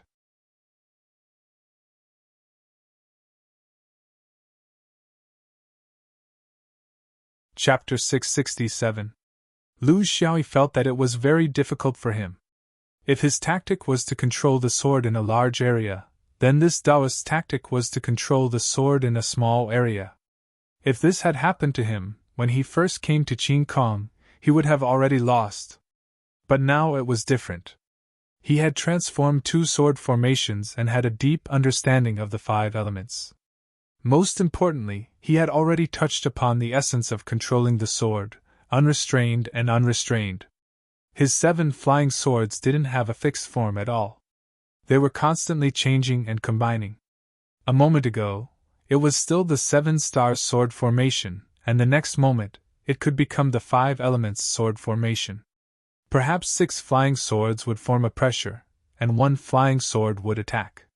Perhaps 3 flying swords would form a sword net to intercept, and 4 flying swords would attack. There was never a fixed shape. Even the sword formation was often in an incomplete state. It could be completed at any time, but it was also chaotic. His figure also did not circle around Qin Xian. After attacking and defending a few times, he suddenly jumped up to Qin Ning. He could even find time to drink the wine given to him by Nanjinren. When strange fish swam by on the sea, he could even catch them to see clearly. The only question was whether or not to chase. This was the advantage of controlling the sword in a large area and letting go of the mind. This was also the rare sword heart that swordsmen often pursued but could not obtain. His cultivation was not enough. If it was not enough, he could leave. When he felt that a fierce attack was not effective and needed a breather, he could just jump away. He was trying to find a way to deal with Qin Xian's wonderful footwork. What was the most effective attack? How to judge where his next step came from? How to disrupt the balance of yin and yang? How to mix the clear and turbid qi? There was no technique without a weakness. As long as he had enough time. But while he appeared relaxed, the pressure was equally great. When an instantaneous spell warrior attacked with all his strength, the technique's pervasive characteristics were magnified to the extreme. Even Lu Xiaoyi's sword formation could not completely block it. Unless he gave up on attacking. For the first time, he felt the terror of Jin Dan's peak spell warrior when he focused on the foundation of the technique. The power was simple and pure. What was terrifying was the casting time. Basically, there was no pause at all. It was purely the accumulation of basic skills. However, once this accumulation reached a certain scale, it was comparable to a never-ending forbidden technique. Lu Xiaoyi did not have many opportunities to attack. Compared to Qin Xian, he only had a 4 to 6 chance of winning. This was one of the rare occasions in his Taoist cultivation where he was at a disadvantage in a one-on-one battle. He had been waiting for this day for a long time. Qin Xian realized that she might be in trouble. This was because his opponent didn't seem like the legendary swordsman with a sense of glory and a desire to win. Instead, he seemed like a scoundrel.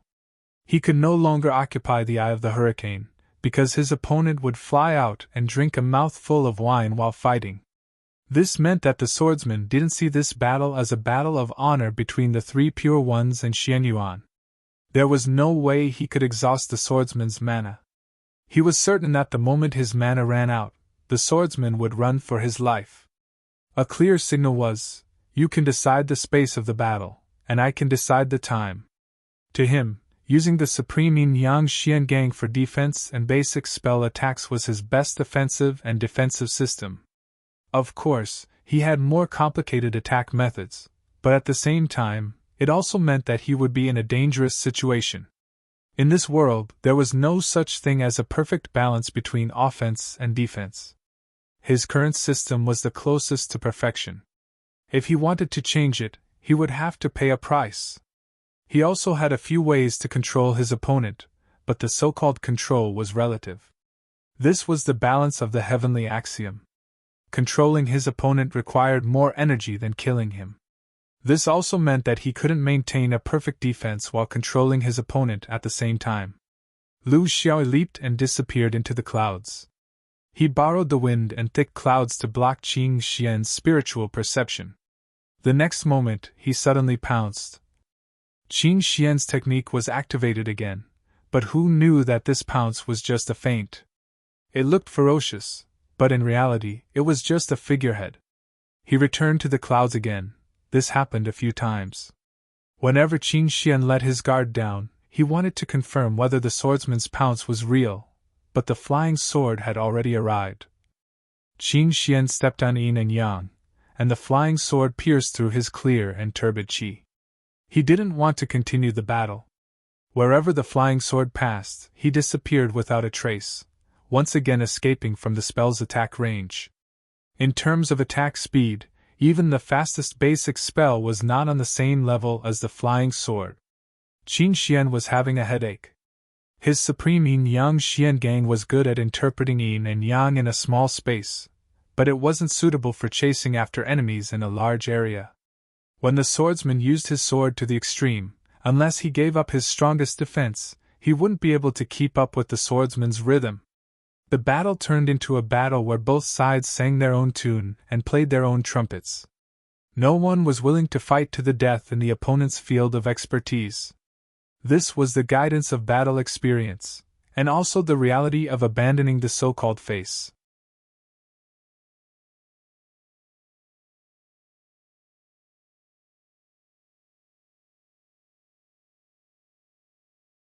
Chapter 668.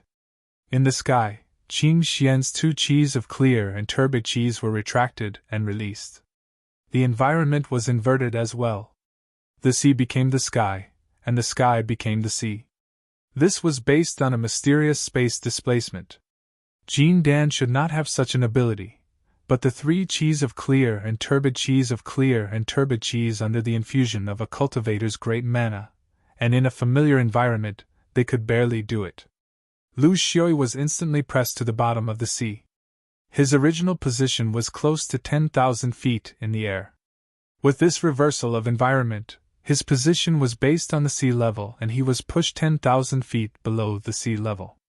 Qing Xian was originally 2,000 feet above the sky, so naturally, it was pushed 2,000 feet below the sea level. Lu Xiaoi's first reaction was not to walk towards the surface of the water. This was the most instinctive reaction of a normal person, but he did not.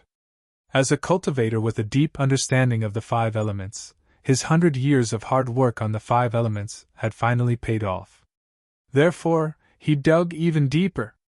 At the same time, the sword spirits quickly shifted their swords to form the true 5 elements sword array.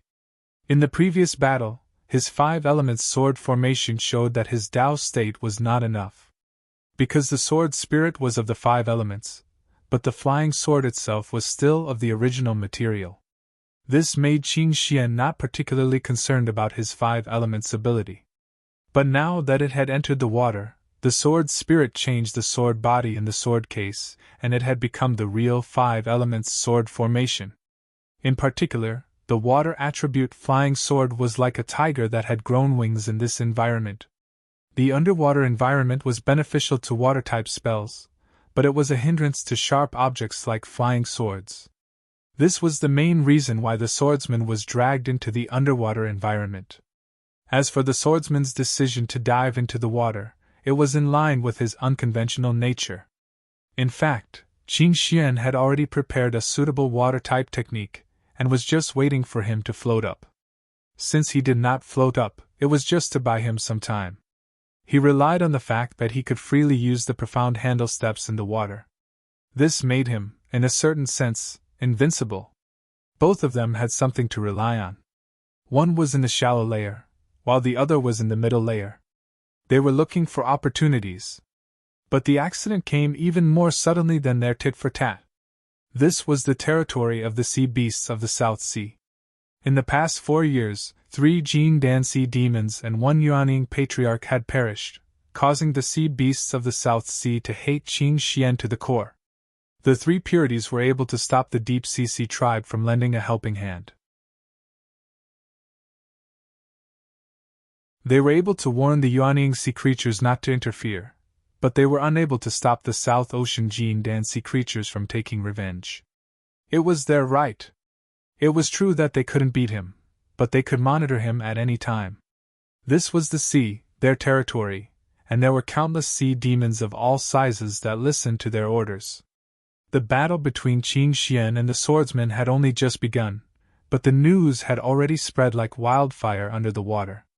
Even though it looked like the turbulent waves were caused by the hurricane, in reality, there were already a large number of sea beasts gathering under the surface of the sea. They were either there to watch the battle or to take advantage of the situation to add insult to injury. They were there to see the final result and the progress of the battle. They didn't expect that the battle between the 2 parties would go from the air to the water. This was a once-in-a-lifetime opportunity for the sea beasts who were born and raised in the sea. Comparatively speaking, the sea beasts' thinking was still a far cry from the scheming and astute humans. The huge losses they had suffered over the past few years made them choose to strike at the first opportunity. They didn't think about the consequences or the far-reaching consequences. Do you need to think so much when you kill my beast in my home? Of course, as an intelligent species, they didn't go into battle bare-chested. Instead, they chose a method that was more suitable for the current situation. The turbulence of the sea surface and the raging hurricane was the easiest way to create a unique phenomenon in the sea, especially under the instructions of the Jin Dan sea beasts. A huge wave of sea beasts was forming nearby. Billions of schools of fishes, prawns, clawed beasts, jellyfish, aggressive sharks, and so on. The number was so huge that it was unimaginable. There were even chi refinement beasts, foundation building spirits, and Jin Dan beasts that had gained sentience. They were like a flood of seafood, rushing towards the place where the two of them were fighting. In the home ground of the sea beasts, even the powerful Qin Xian and Lu Xiaoyi couldn't contend with them in such an environment. Fighting against thousands of soldiers and horses alone? That was wishful thinking. No matter how exquisite their water escape technique was or how profound their Xiangang steps were, under the fearless onslaught of the school of fishes, any thoughts of resistance would be suicidal. Both of them were in a difficult situation. Qin Xian was in a difficult situation because he was the main target of the sea beasts. No matter how amazing his Xiangang steps were, how could he avoid such a brutal onslaught? He didn't even dare to hurt a single one of them, even if it was an ordinary fish. This was because the smell of blood would make the sea beasts even more irritable. Without sentience, it meant that they could only act on instinct. Under normal circumstances, their ancestors could still restrain them to a certain extent. However, under the bloodthirsty state, even the gods couldn't do anything about it. They would devour every foreign object they encountered along the way. The only good news for him was that he wasn't too far away from the surface of the sea. He was only 2,000 to 3,000 feet away from the surface of the sea. Lu Xiaoyi was also in a difficult situation. He was in a difficult situation because he was too deep in the water. At a depth of almost 10,000 feet, it was difficult for him to surface immediately. The sea beasts knew who was the enemy, but the sea beasts didn't. His advantage was that the pressure he could withstand was limited.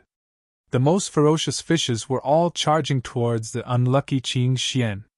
His flying sword, especially that water attribute flying sword, could be used for sneak attacks. However, under the condition that his opponent was still using his Xiangang steps, it was hard to tell how far he could achieve it. Pride was deeply rooted in the heart of every swordsman. Injuring his opponent in such a situation would also cause a large number of sea beasts to die. He didn't want that to happen. He wasn't a soft-hearted person on the outside. Using the environment to his advantage when he was killing had never caused any psychological barrier. In fact, he often took the initiative to take advantage of the environment. However, it wasn't suitable for the current situation. He was a well-matched opponent. Even in some aspects, he was inferior to him. He needed this kind of training. He hoped that he could defeat him fair and square one day. Most importantly, as Qin Xian was trying his best to surface, he saw two things that he was extremely interested in. The first reason was that he was far from being able to discover the true profundity of the profound aura steps from his previous intermittent attacks. However, under the reckless attacks of the sea beasts, he was gradually able to see a lot of substantial things, allowing him to see the pattern and a glimmer of hope to break it. He didn't understand yin and yang, so he needed time. Those Taoists tried their best to hide their secrets during the battle, but now they had no choice but to reveal their secrets. This was much more meaningful than ambushing him now. The second thing was that Qin Xian used all his strength to reveal something in his mind. Lu Xiaoyi was extremely familiar with the fate. However, unlike him who used the sword's spirit and the colors of nature to conceal it, the Taoist Qin Xian's method of concealing his fate was yin and yang, a domain that he was unfamiliar with.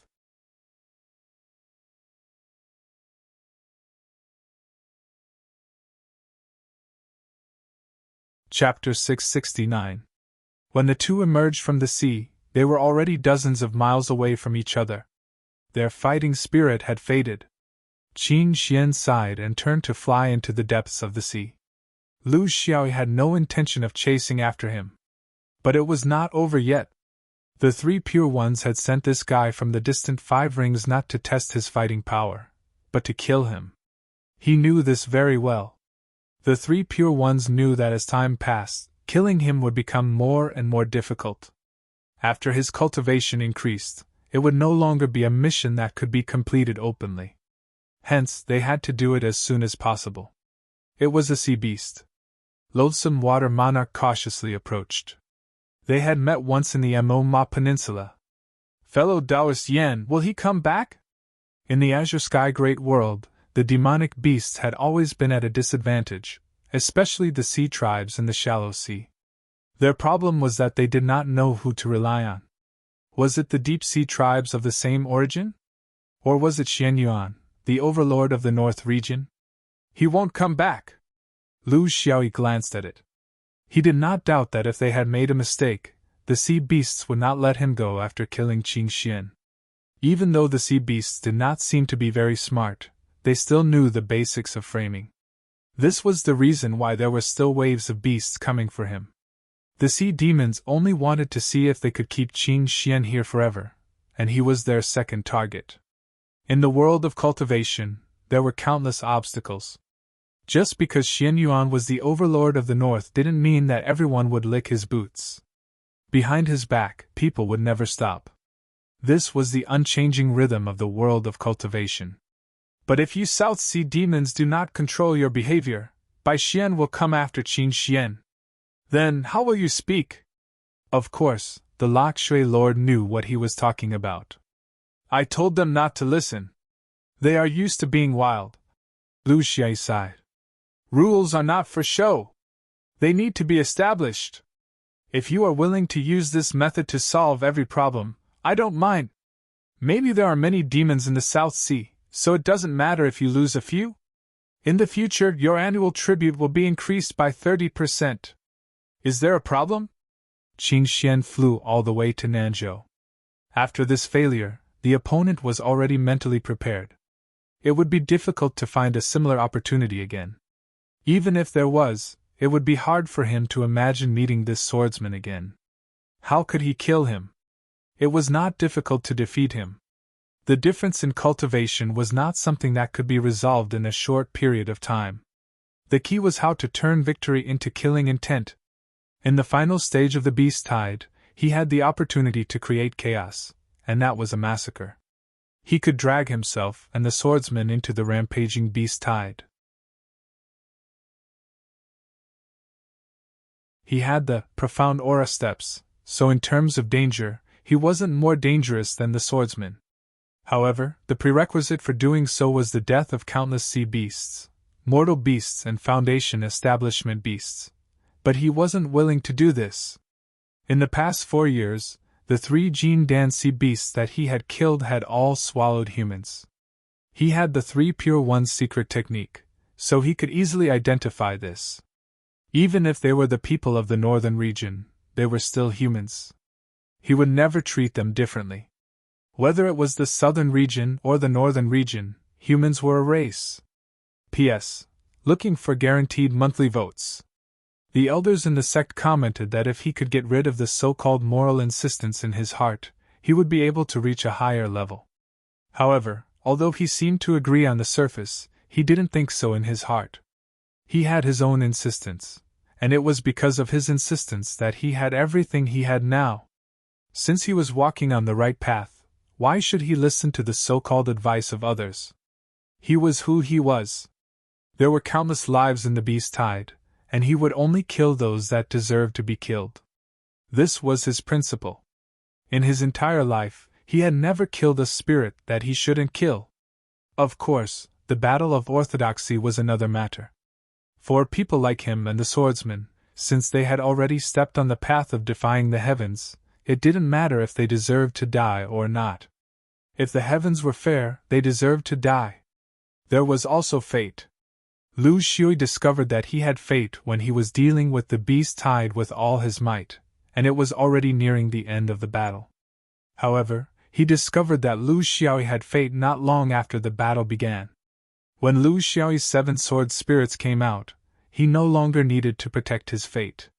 This magical ability didn't come from the secret teachings of the 3 Pure Ones, and the 3 Pure Ones didn't have anything similar to the ability to see each other's fate. He relied on a special opportunity that gave him the opportunity to fuse with a magical yin-yang eye stone. This was the reason why he could understand yin and yang in depth when he was still in Jin Dan. This was also the reason why he was good at things like wind tornadoes, water tornadoes, fire tornadoes, and earth tornadoes. This was the power of the yin-yang eye. It allowed him to easily control the yin and yang tai chi rotation, unlike most cultivators who would lose control as soon as the tornadoes started to rotate. The yin-yang eye had its magical properties, but it couldn't directly see through people's minds, let alone their fate. However, there was one special thing about the yin-yang eye. Not only could it see people, but it could also see oneself. After hundreds of years of in-depth study and observation of this ball of providence in his mind, he had a unique understanding of the form of energy in the ball of providence through his yin-yang eyes. To achieve this, in addition to talent, he also needed a fortuitous encounter with his yin-yang eyes, and he also needed to have such a ball of providence. That was why he could see it, but other Jinren and perfected immortals who were also proficient in yin and yang might not be able to see it. This was because they didn't understand the form of energy in the ball of fate. This kind of yin-yang identification technique couldn't solve the obstruction of the sword spirits, but after the sword spirits left, it could decipher the colors of nature. The essence of nature was the 5 elements and yin and yang. Then, he discovered the form of energy that he was familiar with. Although it was still different from his, it was bigger and stronger, and he didn't know how many people's fate it had devoured to accumulate to its current level, but their essence was the same. As people with fate, there was no need to be so anxious to kill each other. Ever since Qin Xian built his foundation, he felt fate on his body and had devoured a few people's fate. However, he had never taken the initiative to attack with the reason of devouring fate. Basically, it was devoured passively, and it was challenged by others. Among these people, there were enemies, fellow cultivators, and even senior and junior brothers. This was the secret of their circle, and no one would reveal it in front of others. However, he belonged to the moderate faction in this circle. Because of the yin-yang eye, because he was the backbone of the sect, and because he had gone to many outer realms with the 3 Qing floating rafts, he had long suspected that the people with fate were distributed throughout the universe, and not just in the 5 rings. Therefore, he wasn't too keen on snatching fate. Things were clear. Even if he had the power to dominate one part of the universe, could he snatch the entire universe? What about the other parts of the universe? Before he figured out the truth, he was more inclined to be cautious and observe.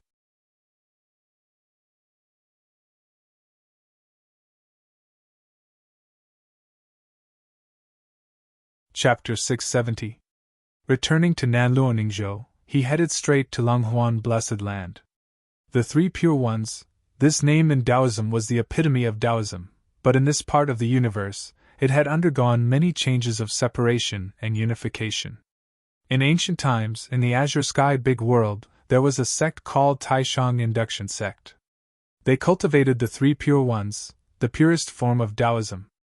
However, due to an internal change, Taishang Induction Sect was divided into 3, which resulted in Taiqing, Yuqing, and Shangqing. In fact, their ancestors were the same, and their inheritance was more or less the same, but each had its own emphasis. This was something that happened 50,000 years ago. Another thing was the Zhuozhou Galaxy's attack on the Sirius Galaxy 20,000 years ago, which was named the 5 Rings. As the Orthodox Taoism, the 3 Pure Ones actively participated, and they also reaped enough benefits from the 5 Rings. However, the problem was that the 5 Rings was not the Azure Sky Big World, where there were many strong sections. Not to mention other things, just the Giant Supreme Sect and the rising Xianyuan Sword Sect alone made the 3 Pure Ones feel heavy pressure. Therefore, in the 5 Rings, the 3 Pure Ones unified into one sect. They did not change back to Taishang Induction Sect, but unified under the name of 3 Pure Ones. However, what they found strange was that even though they appeared as the 3 Pure Ones on the 5 Rings, in their hometown, the Azure Sky Big World, the 3 Pure Ones were not unified. They still lived their own lives. Taiqing was in Nanluo-Ningzhou, Yuqing was in Donghai Linzhou, and Shangqing was in Zaigosa. Later on, the azure sky spiritual opportunity declined and was lost again. It became Shangqing was still in Xisha, while Taiqing and Yuqing were squeezed in Nanluo. Comparing the origins of the sects, Qing Xian actually came from the Shangqing branch of the Three Pure Ones. It was also one of the more solitary branches of the Three Pure Ones. Although this branch was not as good as Taiqing and Yuqing in terms of quantity and foundation, it had always been unique in terms of talent. When talking about the outstanding people of the Three Pure Ones, they could not get around the Shangqing branch. However, Qin Xian came back to carry out a mission, not to visit family and friends. Therefore, he still had to report to Longhuan Blessed Land, because it was an indisputable fact that Taiqing was the leader of the Three Pure Ones. No one stopped him along the way. He reached the Three Pristine Treasured Palace. He did not have any good friends here. After all, he had only been here for a short time. Most of the time, he had been trapped in the South Sea of the northern region. He did not have any opportunities. Even if he had the chance, he wouldn't think much of the cultivators here. This was the unique characteristic of the prime clear lineage. They were more aloof and more pure, leaning towards the legacies of ancient Taoism. They didn't fit in with the current Taoism. There were conflicts everywhere. Even the hot-blooded sword vein had countless factions and groups, not to mention the Three Clear Ones who were known for their scheming. The Prime Clear and Jade Clear Ones had always been at odds with each other, and had great internal strife. However, their relationship with the Grand Clear Ones was still able to be maintained. If he looked down on others, others would naturally look down on him as well.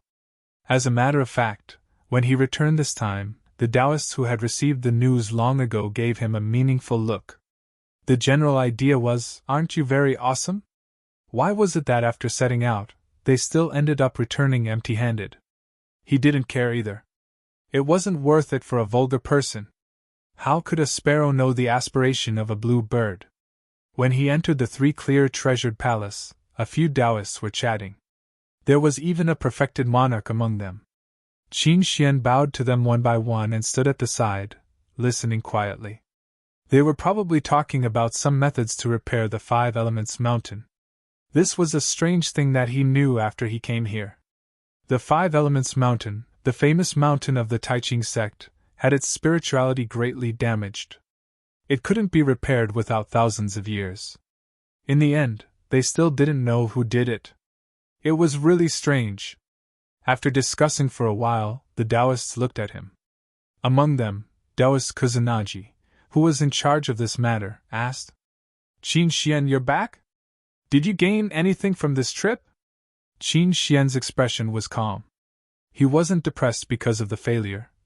"I lured Xian Yuan's cigarette but to attack me at the southern sea of the north region. After a fierce battle, it's a pity that I couldn't succeed. This is my fault. I'll find another chance and come up with another plan. However, I can't guarantee that I'll succeed next time. Thank you for your understanding, Uncle Masters." Kuzunaji laughed. They already knew about this news. "Oh? Why do you think so? Is it because that Xian Yuan cigarette but strength isn't inferior to yours? I heard that this person formed his gold core less than 100 years ago, but you're an old gold core that's more than 300 years old. You're both five-ringed heroes. Why is this person so difficult to deal with?" Qin Xian spoke the truth. "My strength is above his. However, due to the limitations of the environment, I couldn't turn my advantage into a killing move. This person's sword movements are very graceful. It's very difficult to catch him. Moreover, he doesn't care about the so-called honor." The people here were all old nascent souls who had interacted with Xian Yuan for their entire lives. They knew what he meant. Humph. So you've comprehended Xuan Yuan's wretched sword heart? Graceful? You really know how to speak good words for others. I heard that in the end, it was because of the intervention of the Southern Seas sea race that caused you to return empty-handed? A Taoist master asked. Qin Xian disagreed, It has nothing to do with the Southern Seas Sea race. Their beast tide is the same to me in cigarette, but the effect is the same. Whether or not they cause trouble, it's very difficult for me to kill this person under normal circumstances. Kusanagi Master looked at him. Then are you planning to give up? Qin Xian didn't hesitate. This disciple came here to accept the order of the upper hall's joint meeting. I don't have the option of giving up. However, I wish to change the battle environment. Otherwise, it'll be very difficult for me to succeed. I need to make preparations. I seek the support of all the senior uncles here. Kusanagi Master nodded. As long as you don't lose your mind and remain unfazed by honor and disgrace, there's still a chance. What I want you to know is that this cigarette butt's harm to the three clear ones isn't limited to his potential. In fact, it's a very serious consequence. Thus, killing this person isn't without reason. There's a cause and effect. As Taoists, the old Taoists here all understood the prime clear lineage's bad habit of thinking highly of themselves. They were afraid that he would have some so-called moral thoughts and feel that the sect shouldn't deal with a swordsman who was suppressed just because of his potential. This was a kind of reminder, and also a disguised warning. Oh? Qin Xian was very surprised. It seemed that this fellow only killed the Knowledge Chronicle Temple's Weibo after coming to Clear Sky Continent. It didn't seem to be that serious. After all, the Knowledge Chronicle Temple didn't belong to the three clear ones. As for Gentle Breeze and the other two, nothing happened to them. Kusanagi Master said seriously.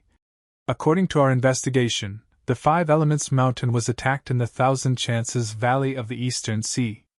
A few years before the incident, when the Thousand Chances Valley changed hands, there was a Xianyuan swordsman who went to the Eastern Sea to bring Ladian back to the northern region. However, he didn't succeed. After that, your Gentle Breeze and the other two fought with him. After our investigation, we found that the cigarette butt had communicated with the late clan leader of Ladian before he left. We estimate that he must have obtained some kind of secret method to control the Thousand Chances stone pillar. Although we don't know the actual situation, we can't be wrong. After that, he must have sneaked into the Thousand Chances Valley and tampered with our Five Elements Sacred Mountain, causing it to lose a lot of its spirituality. Let me ask you, when you fought with him, was his Five Elements ability outstanding? Qin Xian nodded. That's right. I found it strange. I've never seen a swordsman who could go so deep into the Five Elements Tao realm in the Jindan stage. Kusanagi Master said fiercely. That's right. When your Gentle Breeze and the others fought with him, they didn't see his Five Elements ability. How did he improve so much in just a few years? This doesn't conform to the rules of cultivation.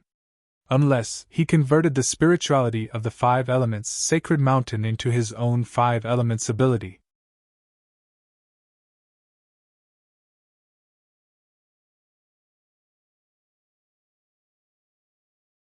Chapter 671. Seeing the indignant looks on the perfected ones' faces, Qin Xian still had to comfort them. This was the Taiqing sect's sacred object, not the Shangqing temple's. I've heard that jade can't be turned into a tool if it's not ground. Since it's a sacred object, of course it has to withstand wind and rain. Perhaps after this failure, the Five Elements Sacred Mountain will be reborn in 1,000 years and become even stronger than before? Chao Puzi couldn't help but say. Stronger my ass! The Five Elements Sacred Mountain is plagued with disasters. Although it's a sacred object of the Taiqing sect, it's been robbed twice by Xianyuan scoundrels. Once, Chao Puzi also felt that he had lost his composure. Without waiting for others to remind him, he stopped talking and took a deep breath. Putting aside the enmity between the three pure ones and Xianyuan, if we don't get rid of this guy, we won't be able to eat or sleep in peace. If you have any requests, we'll give you people, resources, and artifacts. You can choose whatever you want. Qin Xian shook his head. I don't want anything. As long as I know where he usually goes, I'll take care of the rest. This is my duty. Chao Puzi shook his head. Why bother with the rules of the Shangqing sect? Rules are dead, But people are alive! How about this? I'll assign you a few Jin Dan experts. They're all experts and have connections with Xianyuan scoundrels. What do you think? Qin Xian remained silent, but his attitude was very clear. Chao Puzi continued. Why don't you go to the Taiching Sect's treasury and pick a few artifacts? Don't think that Qin Kong isn't as competitive as the Fifth Ring, but he doesn't lose to others in the art of artifacts. There are a few artifacts with special effects that can be used unexpectedly. Have you heard of the Azure Sea Dragon Breath? It's the treasure that Xuanfeng and the others used to get that swordsman into the sea beast's stomach. Our Taiching sect still has a few of these treasures. Qin Xian still didn't say anything. Chao Puzi was a little angry. This guy didn't know what was good for him, and was so stubborn. He didn't know why the Fifth Ring sent him here. All right, I'll give you the news then. According to the information from Xuanyuan's internal channels, this person has to go to the exile place every 3 to 5 years. He should be practicing some kind of martial arts, which requires the environment of the antimaterial space. According to our speculation, it should be the art of stars. This Big Dipper scripture is also one of the top cultivation techniques of the Three Pure Ones. Among the dozens of Taoists of the Three Pure Ones, it was enough to rank in the top 3. It's all because of those idiots from the Yuqing sect. Now, it's become the fundamental skill of the swordsman. Furthermore, it's even more profound than the Three Pure Ones. Tell me, how many things have the Xianyuan thieves stolen from the Three Pure Ones over the past tens of thousands of years? Cultivation methods, secret techniques, treasures, there's nothing they don't want. These thieves. Sooner or later, you'll be struck by lightning. Qin Xian had no choice but to remind him. Uncle Master, you mentioned that you have arrived at the place of exile. Kusanagi Master was still angry. So what if it's the place of exile? It was originally a place shared by the Three Pure Ones and Xianyuan. One of the entrances was at your Shangqing temple in Xisha. In the end, I don't know what your ancestors were thinking, but they just gave up on this place. Qin Xian shut up and could only listen to Kusanagi Master talk about the past. It was full of blood and tears, as if he had suffered a great loss. After venting his anger, Kusanagi Master finally got to the main topic. In the exile place, he stayed for 3 to 5 years. His exact whereabouts are unknown. But according to our understanding of the exile place, he won't stay in the sect. There are no sects in that place that can accept him. He's probably looking for a place to practice. If you go there, how to find him is your own problem.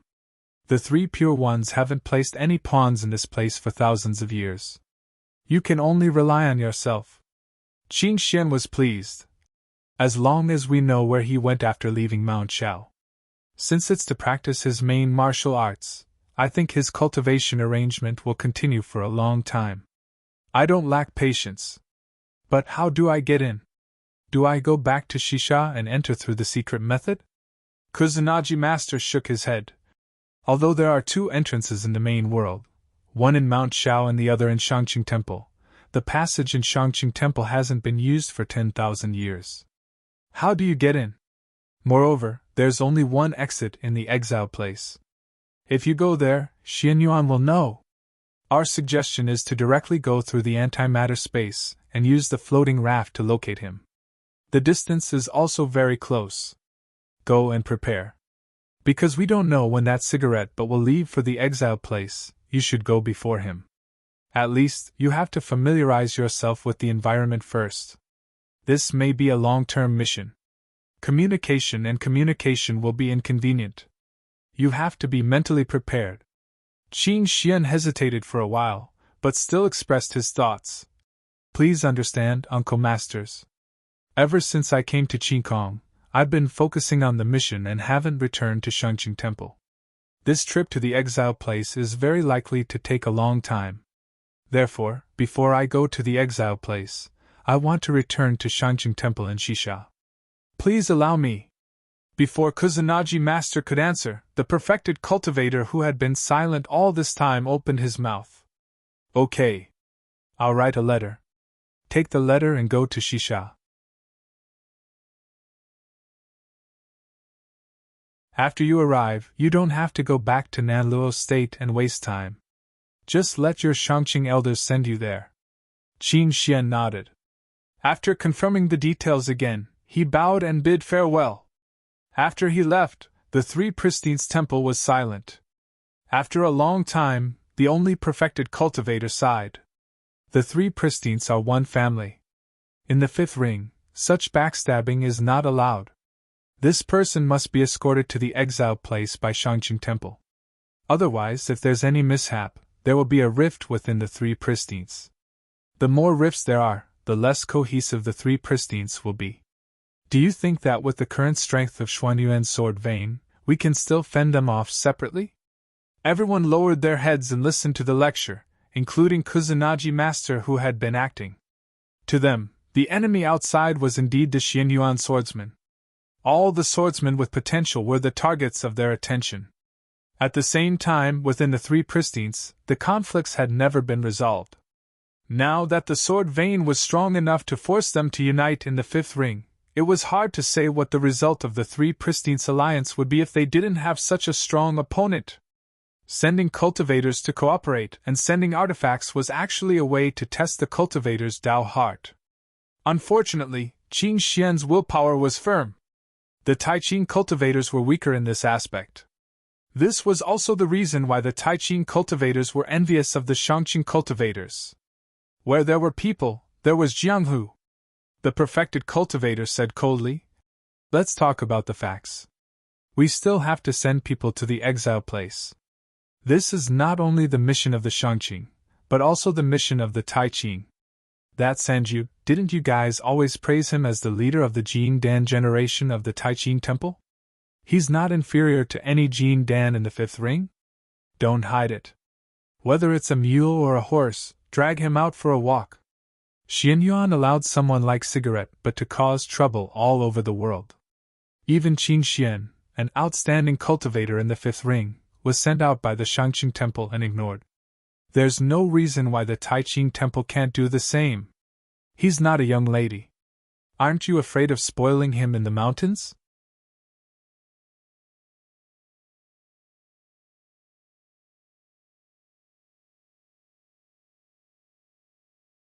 Chapter 672. Lu Xiaoyi did not return to the place of exile immediately. Instead, he continued to wander around Mount Shao. "You drank the wine, but you didn't succeed." Spiritual Master Nan stared at him. Beside him was Spiritual Master Qing, who had just returned from the universe. They were all old acquaintances. One was someone he had been close to for a long time, while the other was the raider who led him into Dao. Lu Xiaoyi was very relaxed.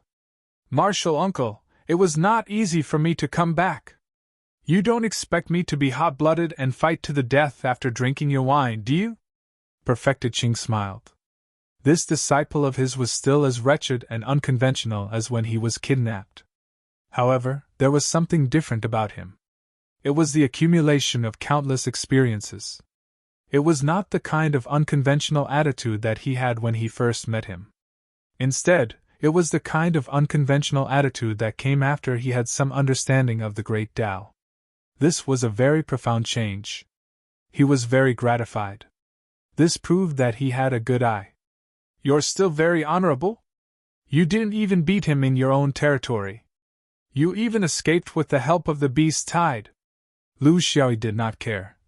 "He formed his Aurus core 300 years earlier than me. Moreover, he has the yin-yang Dao realm. I don't know where his footwork came from. It was very powerful. My flying sword was not strong enough."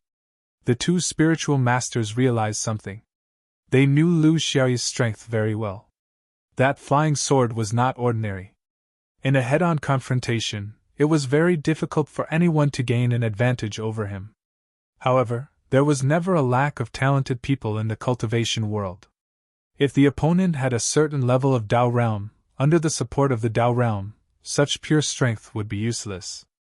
This was the basic direction of cultivator battles. The cultivation world was developing rapidly. If it was 10,000 years ago, it was unimaginable for Jin Dan to have a Dao realm. However, there was a trend among the few outstanding Jin Dan cultivators now. If you did not understand this Tao realm, it would be difficult for you to display your strength. It was a higher level battle, like the battle at the Yuanying level. You were transferred to Qin Kong from afar. He will not let you go easily. Do you know? Spiritual Master Nan reminded. Lu Xiaoyi chuckled. I know, you don't have to worry, I'll give him a surprise. In the Battle of the South Sea, both of us had a chance, but neither of us was confident. Thus, we both chose to use the beast tide as an excuse to stop the battle. He knew that he would definitely come to find me as soon as possible. Because as time passed, my improvement speed was faster than his. He's already at the pinnacle of Jin Dan and has limited space. I'm only at the initial stage of Jin Dan. My future is bright. He was not trying to flatter himself.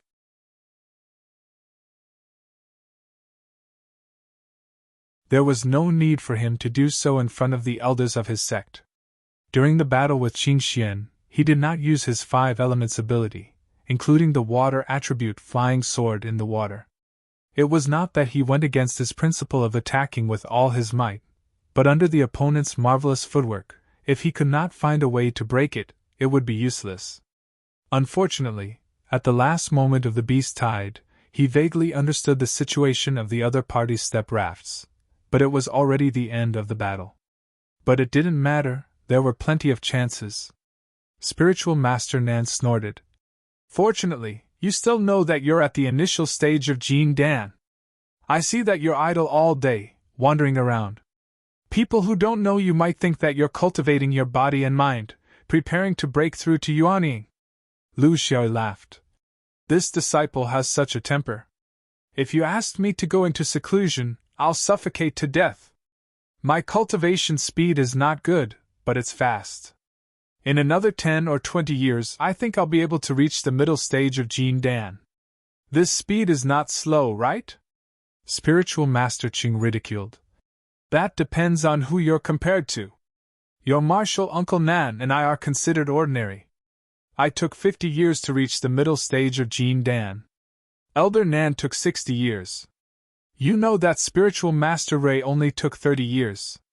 You've already formed your Aurus core for almost 100 years, and you still have the nerve to say that you still need another 10 or 20 years. Comparisons are odious, comparisons are odious. Lu Xiaoyi sighed. His cultivation state had always been a shortcoming. When he was at Foundation Establishment, he was incomparably slow. When he finally formed his Aurus core, he only caught up with the last bus. He didn't expect it to be the same in Jin Dan. Spiritual Master Nan's expression became serious. We don't care about your matter. How you deal with it is a test of your ability. What I want to tell you is that Qin Xian has already gone to Shangqing Temple in Zaijiesha Prefecture. That's where his orthodoxy is. Lu Xiaoyi smiled. I understand what you mean. I won't go to Zaijiesha, even if you beat me to death. I won't go even if you send me on a mission. Spiritual Master Nan shouted. When did I have this intention? You've cultivated for hundreds of years, where's your sword heart? Lu Xiaoyi laughed. Since the last time I had a long talk with you, this disciple suddenly thought, what is sword heart? Can it be full? Can it survive? So throw it away. Lu Xiaoyi continued his cultivation and continued to practice sword meditation. He spent a lot of time in Fanlu. Here, he could see a lot of ancient books on how to nourish the sword pill in the sea of consciousness. This was also his pursuit. Sword meditation was much faster than he expected.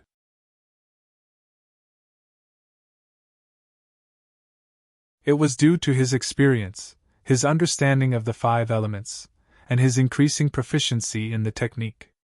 In the continuous trial, he found the correct path of sword meditation. Nothing was fixed, including the way of sword meditation. The foundation was the 5 elements, but everyone's understanding of the 5 elements was different. It was also different from the inheritance of sword meditation. Lu Xiaoyi didn't memorize it by rote. If his understanding of the 5 elements wasn't deep enough, he could only follow the way he followed the sword stand in the stone room at the bottom of the sea, just like Li Pain and now. But since he already had his own understanding of the 5 elements, of course he would make some changes to make it more suitable for himself. His original expectation was that it would take at least 20 years to succeed in sword meditation, but now it seemed that 10 years was enough.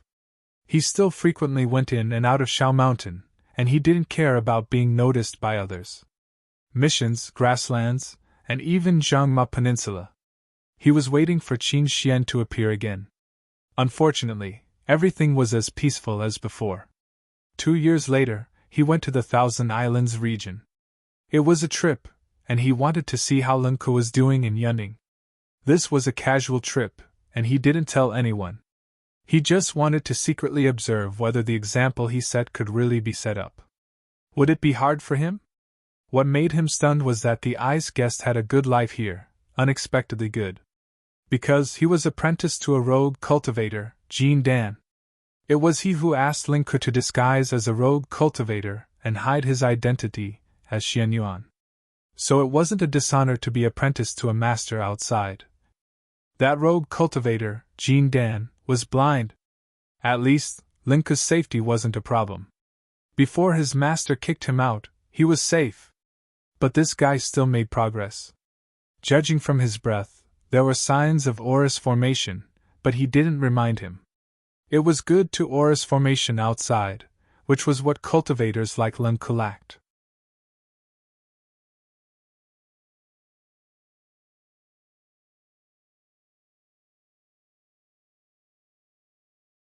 Chapter 673. P.S. Looking for guaranteed monthly votes. After staying in Mount Shao for 5 years, Lu Xiao's cultivation was close to the middle stage of Jin Dan. His sword plate had also completed the initial stage of coiling, and he was only left with the final stage of transforming into a mustard seed.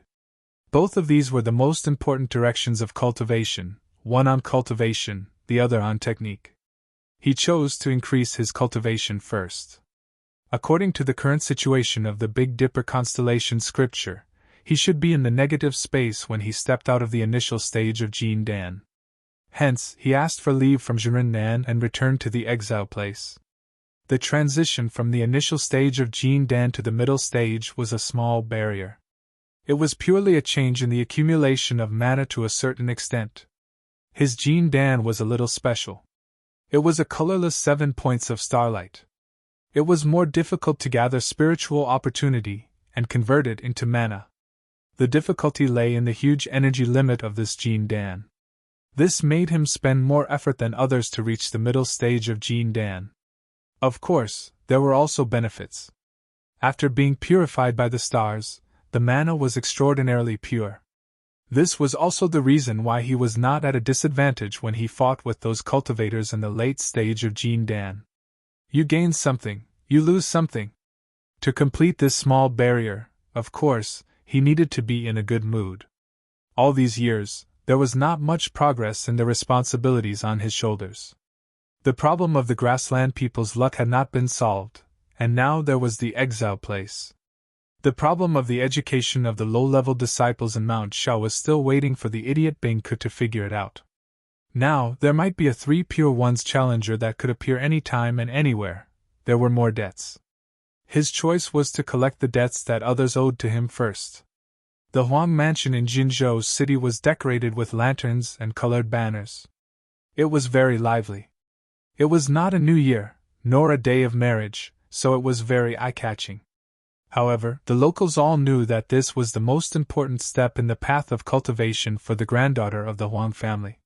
She had successfully built the Dao Foundation, so everyone came to congratulate her.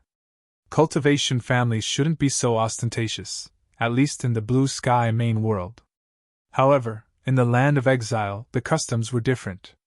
The Huang family's old ancestor had been cultivating his whole life and came to the land of exile alone. Everyone saw the Huang family as a cultivation sect from the main world, but only they knew that other than the Huang family's old ancestor, the others were actually natives of the land of exile.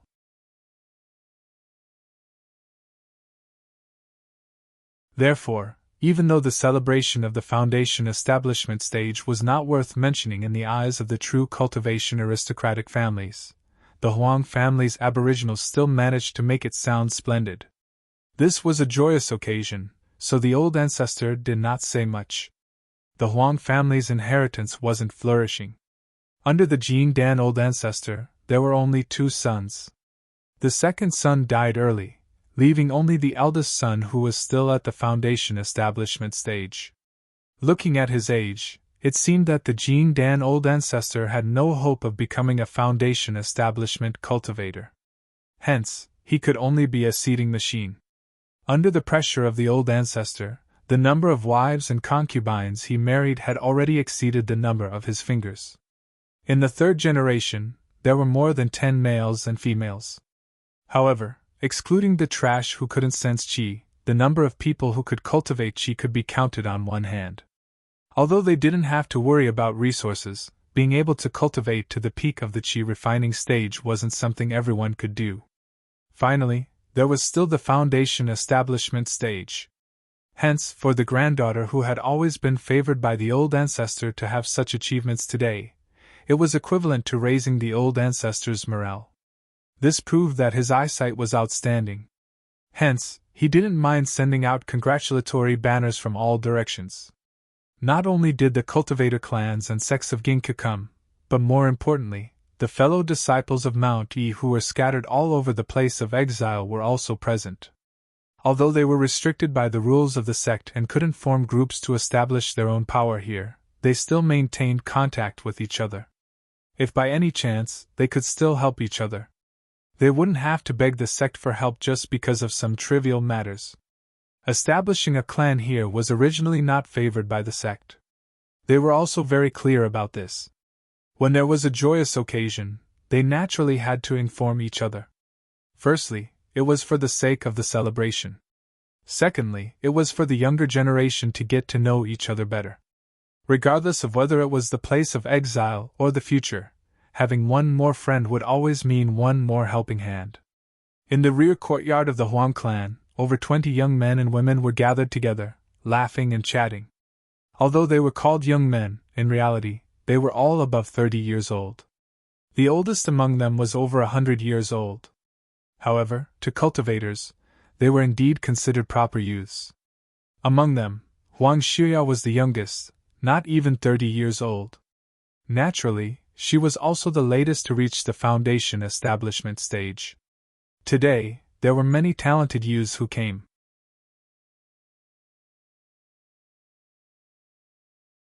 It wasn't because the Huang clan had a lot of face, nor was it because the Huang clan's old ancestor was very powerful. Rather, it was because there were very few young female cultivators, especially those who came from clans of the origin world. At the level of low-level cultivators, the demand for Dao companions was very high. This was because there was a high probability that they would be stuck at the foundation establishment stage for the rest of their lives. This was a social circle. In the cultivation world, there were social circles everywhere. There were social circles in the origin world and also in the land of exile. Based on the sex orthodoxy, based on the distance, and based on the relationship between people, the highest social circle in the land of exile was the Sword Veins social circle. In any case, that was what they thought. Just like here, the disciples of Ginkgo and the other sects couldn't squeeze in. This was because the cultivators here all had one thing in common, and that was that they all came from the origin world's Mount Yi's inheritance. Of course, even in this social circle, there were different circumstances. For example, the Huang clan had a Jing Dan swordsman ancestor who was still alive, so their status was higher. Even more so, the old ancestor had already passed away, leaving behind a nest of weasels and rats that were worse than the nest of rats. They could only rely on their ancestors' will to survive in the land of exile. This was also the reason why Huang Xia was so popular. The embroidery room was already filled with gifts, but she didn't care too much. She was more concerned about her future. Little sister Ye, let me introduce you to a friend. I guarantee that he will suit you. A handsome young man led a big fatty to Huang Xia's side. This is Manager Jia of the Green Vine Chamber of Commerce, the largest cultivators' chamber of commerce in the land of exile. He has the authority to decide on the loans for foundation establishment stage cultivators. You guys should get to know each other. Xia is the youngest cultivator from the sword vein in the land of exile. Her future is limitless. Huang Xia had been doted on by her family's ancestors since she was young. Even if she didn't take anything from him, she was still obedient. But with her candid and generous appearance, when she saw the only native cultivator who didn't come from the sword vein, she immediately put away her usual arrogant temperament and became proper and solemn. It wasn't because of the fatty's Jin Dan cultivation, but because of something else. In the land of exile, the swordsmen from the blue sword vein had always been in an awkward position. They were vaguely independent, and no one dared to provoke them. But at the same time, they were secretly ostracized and looked down upon by others. The reason was very simple.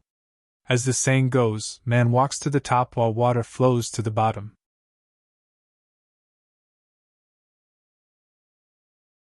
For cultivators who pursued immortality and power, who didn't want to be born in a world with abundant spiritual opportunity and complete natural laws. If they had a choice, who would want to be born in a world where they could cultivate but could never obtain it, and where there would always be a ceiling? Therefore, they looked down on the swordsmen from Mount E. Wouldn't it be better for them to cultivate in the blue sky of the origin world? Why did they have to come to a place like the land of exile to compete with them for the limited opportunities?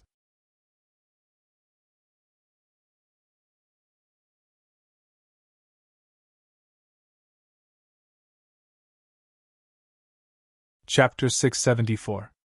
They knew their own sufferings, and they couldn't tell others about it. As the younger generation, they couldn't criticize their ancestors. If their ancestors didn't feel that it was hopeless to form their gold core in blue sky, why would they come to the land of exile to seek opportunities? After all, it was a fact that it was easier to form one's gold core here than in the main world. If their ancestors didn't come here, they wouldn't have started a family, and they wouldn't exist. They would forever be excreted in the morning every day. Therefore, they didn't have the right to blame them. However, their identities were indeed very awkward. In the land of exile, they were regarded as Xuanyuan's superior cultivators, but in Mount Shao, they were regarded as a group of cowards who didn't have sword heart and didn't dare to take responsibility. The sect never encouraged cultivators to start a family in the land of exile. It didn't matter if they succeeded in forming their gold core here or not. In blue sky, there were always vacant positions waiting for the swordsmen to fill in. Because the outstanding disciples went to the fifth ring, even if they weren't that outstanding, they still had things to do. They guarded various places in the northern region, stayed in Mount Shao to nurture the next generation, and so on. One thing was very clear: those who stayed in the land of exile were attracted by the greater opportunities for improvement and a more comfortable living environment, and definitely not because of the so-called sword heart. This was a conflict between the collective and the individual, and it could never be reconciled. The sect hoped that all the disciples would be motivated, and if they didn't succeed, they would die for a righteous cause. However, individuals wanted to live longer, have less competition, and have more descendants. Of course, individuals with such a cowardly mentality were in the minority, but the total number still formed this kind of moderate scale in the land of exile, and they weren't welcomed by either side. Mount Zhao's attitude towards this group of people was that they wouldn't be expelled from the sect, because they didn't betray the sect, and it was just a cultivator's choice.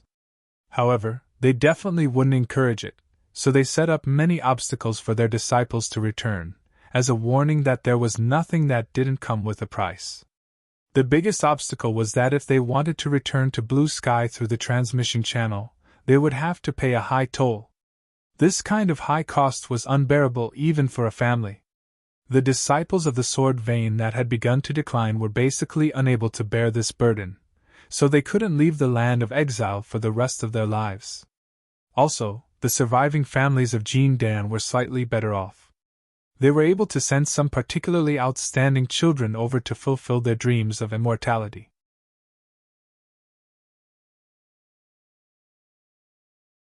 The Huang family was not considered rich, but they were not poor either. With their strength, they could barely send out one person. Their final choice was Huang Xiaoya's half-brother. Even if his talent was not as good as hers, he was still a man. When it came to Huang Xiaoya, she didn't have such good luck. With so many people in the clan wanting to cultivate and survive, she couldn't possibly sell all her belongings to support one person, right? This was also something that the Huang clan's golden core old ancestor had always regretted. He shouldn't have sent his son away, but he should have sent his daughter away. Due to a momentary lapse in thought, that biological grandson of his was still bitterly struggling in the Qi refinement realm, but his granddaughter had already established her Tao foundation. His mistake was that the bloodline could continue as long as there was a seed. The Huang family had many male descendants, but they lacked a cultivator who could stand up in the origin world. Only by standing up in the origin world could they ensure that the Huang family's bloodline was not a simple bloodline of the mortal world. Unfortunately, it was too late for regrets. He could no longer afford to send one person to the origin world. The Huang family was not the only one in such a situation. Thus, the new business of lending to the Chamber of Commerce was born. The core of the business was to invest in the disciples of the sword vein with potential, hoping that they could achieve something in the origin world. The returns were generous. The target of the business was the disciples of the sword vein. Cultivators from other sects and forces did not even have the qualifications to go to the origin world. In fact, Xinyuan did not earn much from this. They only had to pay for the cost of passing through the wormhole. However, how could the cost of a wormhole that connected the origin world and the origin world be a small sum? It was just to prevent the loss of their disciples to the land of exile. It was very difficult to apply for such a loan from the Chamber of Commerce. The examination of qualifications was very strict. After all, a single mistake could lead to a loss of everything. Ordinary small businesses could not afford such a loss. In the land of exile, there was only one business that could do this: the Green Vine Chamber of Commerce. This young man was able to invite a Jindan shopkeeper from the Green Vine Chamber of Commerce. Firstly, his family background was indeed extraordinary. Secondly, it was likely that he had spent a lot of effort. His intentions were self-evident. "Senior, thank you for coming to this little girl's congratulatory banquet. Please wait for a moment. I will invite my ancestor." When cultivators interacted, the most important thing was equality. The other party was a Jin Dan. Even if he was a Jin Dan from the land of exile, he was still a Jin Dan. Inviting the ancestor was a sign of respect.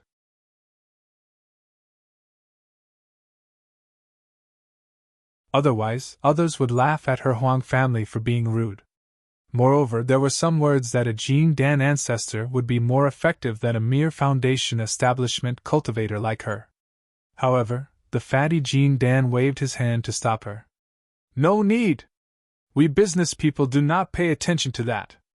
We only look at the other party's aptitude and do not talk about friendship. If you call your ancestor here and I feel that he is not qualified, wouldn't it be difficult for me? At that time, should I agree? Or should I not? It would be better to leave now." The fatty made a gesture to leave. Huang Xiaoya was incomparably embarrassed. The young man hurriedly stopped him. He gave Huang Xiaoya a look and tried to persuade her. "Senior He, why do you take it so seriously? It's just that we young people are afraid of treating you badly, so we want the adults in our families to come out and receive you. Since you don't want to, then don't call. But for the sake of the adults in your family, please stay for a bit." Fatty he stopped. Although his expression was not arrogant, the style of a businessman was very repulsive. However, most of the young cultivators here had a request for him. Who would dare to say anything? The young man was called Zhou Xiangdao. He came from the most prestigious swordsman family in the land of exile. Because his great-great-great-grandfather had achieved yuaning here, he was one of the only two in the sword vein in the land of exile. Therefore, when he stood up for the Zhou family, he still had some face. After coaxing Fatty he with great difficulty, the other side came to coax Huang Xiaoya. Women, after all, were more narrow-minded. Sometimes, they loved to throw tantrums regardless of the occasion. If they really threw tantrums, this Fatty he really dared to turn around and leave. In the midst of the commotion, another person sent in a congratulatory note. Originally, this kind of matter did not require Huang Xiaoya, the master, to step forward, as the servants of the family would take care of it. However, because of Fatty He's bluntness, she could only find some other things to cover up. Thus, she took the congratulatory note and opened it. A box of 4 colored snacks, and then, it was gone? Today was the day of her foundation establishment. The people who came to congratulate her did not come empty-handed. The gifts they brought were also extremely precious. Everyone knew that cultivators had high standards. If the gifts were too light, then it would be better not to come. Not to mention cultivators, even the gifts sent by the nobles in the city did not have 4 colored snacks. This was the level of gifts between peddlers, and they dared to send it here. Huang Xiaoya was not a person who loved money. Usually, she did not care about these things. If it was another occasion, she would probably just laugh. But today, she was a little worried.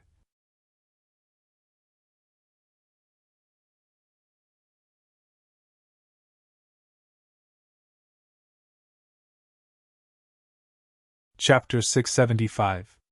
However, in the end, he was a person who had built his Tao foundation. His state of mind was still somewhat stable, so he wouldn't get angry just because of this. What if these 4 colored snacks were not ordinary snacks? There were often such things in the cultivation world. In order to show modesty, or simply to pretend, they would downplay something that was obviously very precious. It was clearly a treasure, but they had to write it as rags. It was clearly a heavenly treasure, but they had to write it as a cow's yellow dog's treasure, and so on. "Let me see the things!" Hearing the young Mrs. orders, the servants brought the gift box over and found a quiet place. Only Zhou Xiangdao dared to shamelessly follow. She didn't care, after all, it was just a worldly possession. She was just using it to hide the annoyance in her heart. She had a premonition that this loan would not go smoothly. Zhou Xiangdao was very attentive. Although he came from a big family had its difficulties. There were many disciples like him, and he had to fight for everything himself. Resources, opportunities, and even a Tao companion. But no one would give it to him for free. Carefully opening the gift box, 4 colored items were revealed. At first glance, they were indeed 4 kinds of snacks. Ice skin moon cake, hibiscus lotus cake, honey spring roll, wine fermented peach cake.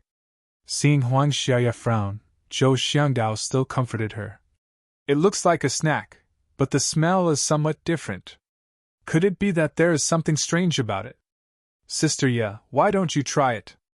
How about this? I'll try it first and see what kind of precious medicine it is." After obtaining the approval of the beauty, Zhou Xiangdao picked up a piece and did not destroy the whole thing. It was just that the appearance of this box of snacks was not good, and there were some fragments. He picked up one of the fragments and put it in his mouth, carefully savoring the aftertaste. His expression was very strange. Huang Xiaoya was impatient. "What is this? Is it a great medicine? Why does it look exactly like a snack?" Her temper was anxious. Seeing that Zhou Xiangdao wanted to say something but hesitated, she simply picked up a piece and put it in her mouth. As soon as it entered her mouth, she immediately spat it out. "Zhou Xiangdao! This is clearly an expired snack. You still don't want to say it, and have to pretend to know the business. It's disgusting!" She shouted to the servant. "Where is he? Take me to see him. Since he dared to make fun of me on such a joyous occasion, I'll teach him a lesson today." Zhou Xiangdao followed behind her and tried to explain, but this woman did not listen to a single word he said.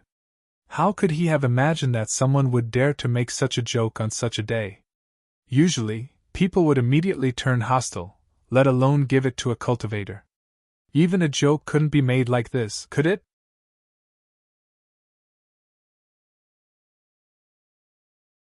The two of them left the inner residence and arrived at the garden outside the courtyard. There was a man standing under a peach tree in the distance with a sword on his back. He was plucking peaches. It was the ****** festival.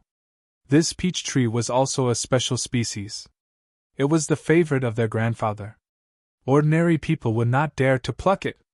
Even on such a big day like this, her grandfather only allowed her to pick 20. Who was this person? Not only did he send expired pastries, he even took advantage of her by picking peaches and openly putting them into his storage ring. There was no one guarding the peach tree because all cultivators knew the rules. But now, he met someone who didn't know the rules. Stop! Which thief dares to be so impudent in my Huang estate? Does my Huang estate owe you anything? Zhou Xiangdao was full of anger. But after seeing the back of this person with a sword on his back and the aura of a foundation establishment cultivator, he knew that he was also a member of this circle. His anger dissipated by more than half, but his words were still very strict. The host doesn't allow it, so the guest dares to be impudent. Which family are you from? Why are you so unrestrained? The person plucking peaches put the last few peaches into his storage ring and turned his head with a smile. Doesn't your Huang family owe me? You owe me 5 days and 5 nights of hard work. What, Huang Xiaoye, you forgot so quickly? You don't want to admit it?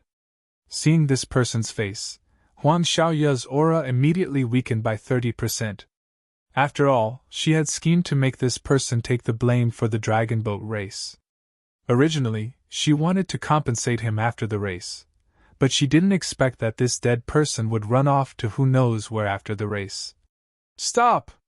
That peach is grandfather's favorite. You can't pick it. If you want compensation, I'll give it to you. Lu Xue stopped his hand with a smile. It's good that you remember. It wasn't in vain that I helped you back then. Xiaoye, you've reached the foundation establishment stage. Congratulations. Huang Xiaoye said hatefully. You're congratulating me with expired snacks like this? Lu Xiaoye didn't care. Expired?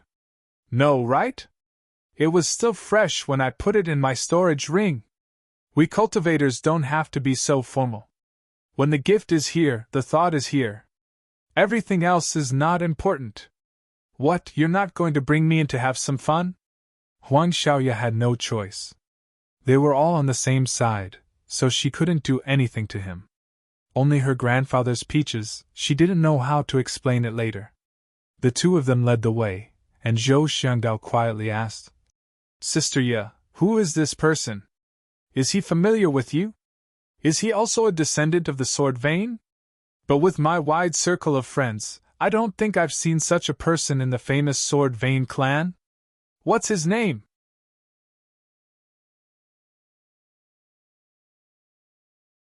Only then did Huang Xiaoye remember that after knowing him for so many years, she still didn't know his surname. Hey! What's your name? You're hiding your head and tail. Lu Xiaoye said casually. My surname is Fei, my given name is Chai. Why didn't your aunt tell you? The three of them walked to the back courtyard, and Zhou Xiangdao became more and more suspicious. He was a person who liked to make friends, and because of his background, people would try to curry favor with him. Therefore, he had a wide circle of connections in the sword vein clans in the exile area, but he had never heard of a Fei clan. Did he sneak in? What was his goal? He decided to test him more.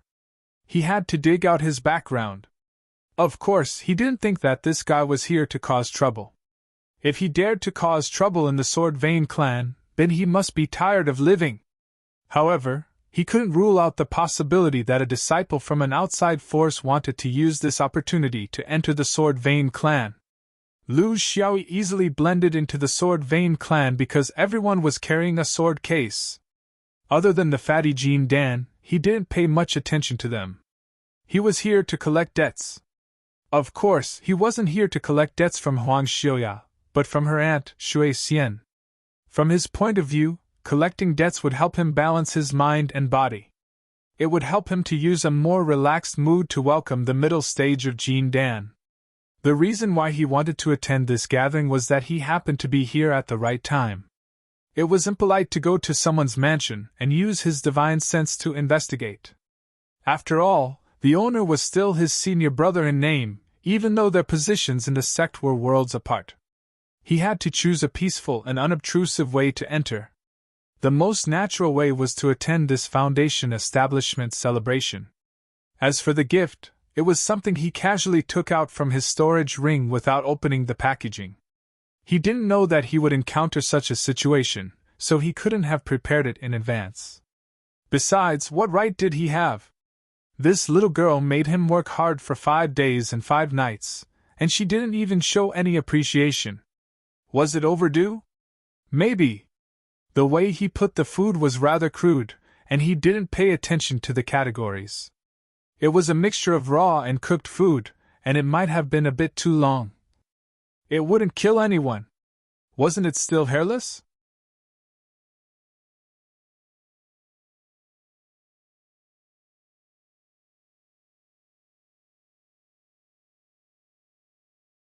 Chapter 676.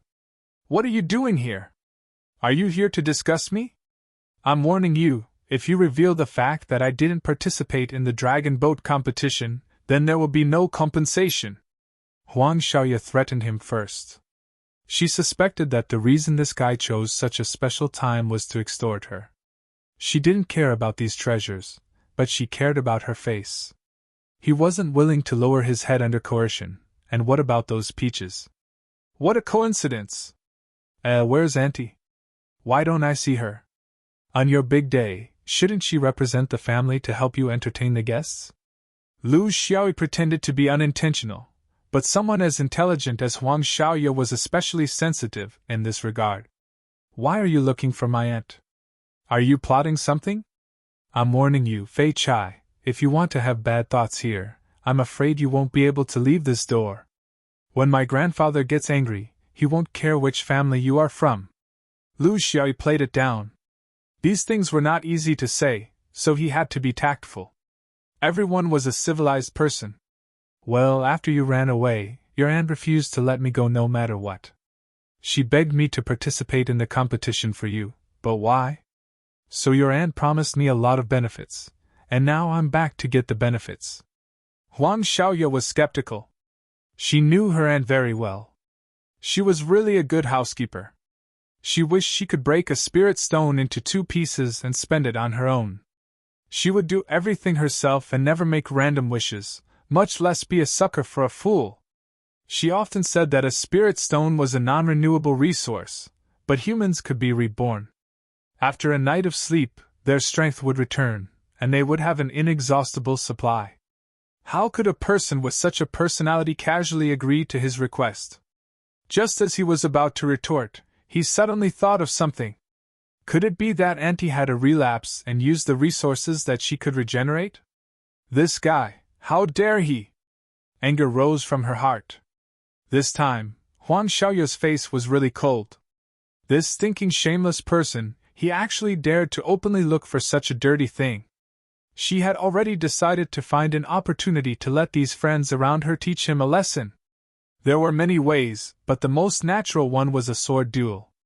Even if he couldn't kill him, he had to stab him a few times to vent his anger, for himself and for his aunt's renewable resources. As for the dragon boat race, she had long forgotten about it. This was exactly what Zhou Xiangdao wanted. He had long disliked this brat and was worried that he wouldn't have a chance. He was also afraid that Huang Xiaoya would be angry. Now that the opportunity had come, how could he not do his best? In his eyes, anyone who got close to Huang Xiaoya was his enemy. As for which family he belonged to, he had asked around earlier, but no one knew who he was.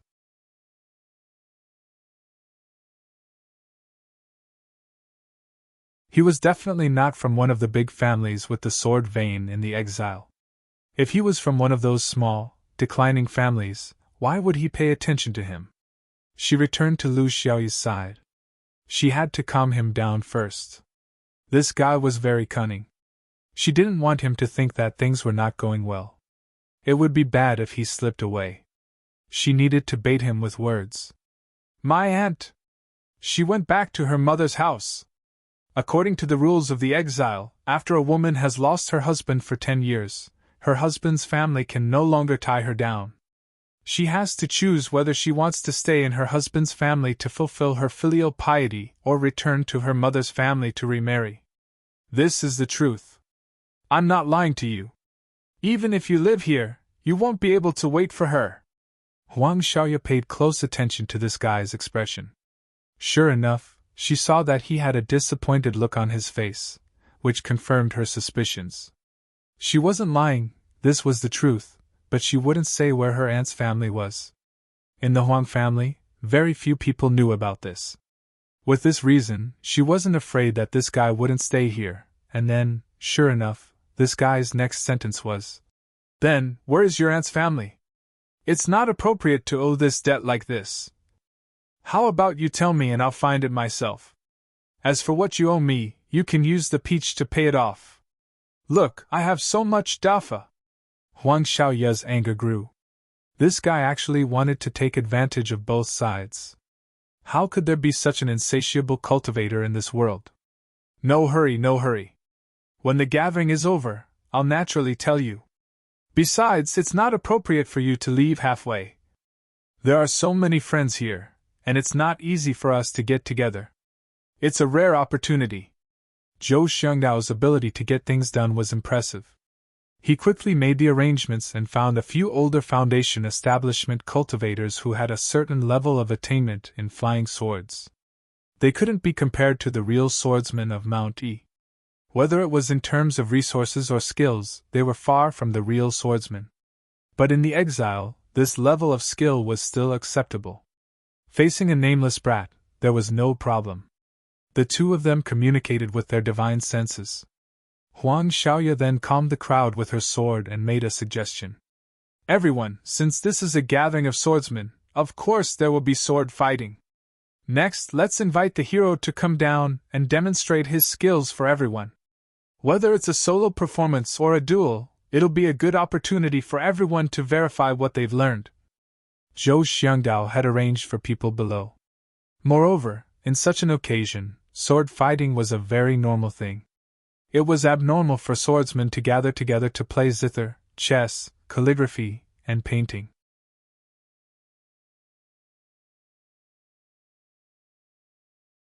It was a morning and evening program, but the host had brought it forward.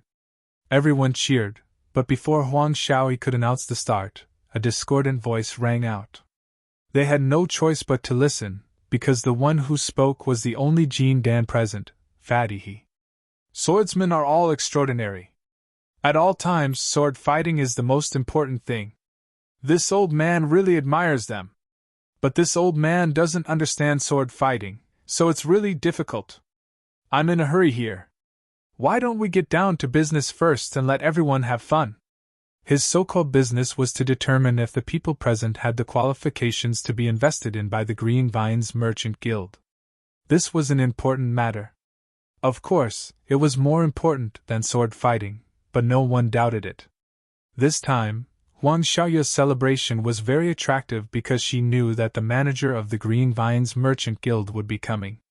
Many of the Sword Vein disciples came here not only to celebrate with her, but also to see if they had the potential to be invested in the Green Vines Merchant Guild. Normally, there weren't many opportunities like this. After all, the other party was a Jin Dan, so it wasn't easy to meet him. Especially since there were many disciples of fallen families here. They wanted to use this opportunity to make a comeback. What if the heavens opened their eyes and gave them a chance to go to Mount E to study? No rush, no rush. One by one. Fatty He took out a strangely shaped object. It looked like a tall crown, and after fiddling with it a few times he explained. I have a divination instrument here. In a moment it will be placed on the head of each person who wants to be tested. Do you see that cat's eye stone? If the cat's eye stone shines, then you have the qualifications to be sponsored by the Green Vines Merchant Guild. If it doesn't, then I'm sorry, you have no fate with the Green Vines Merchant Guild. It's fair and square. So, who will go first?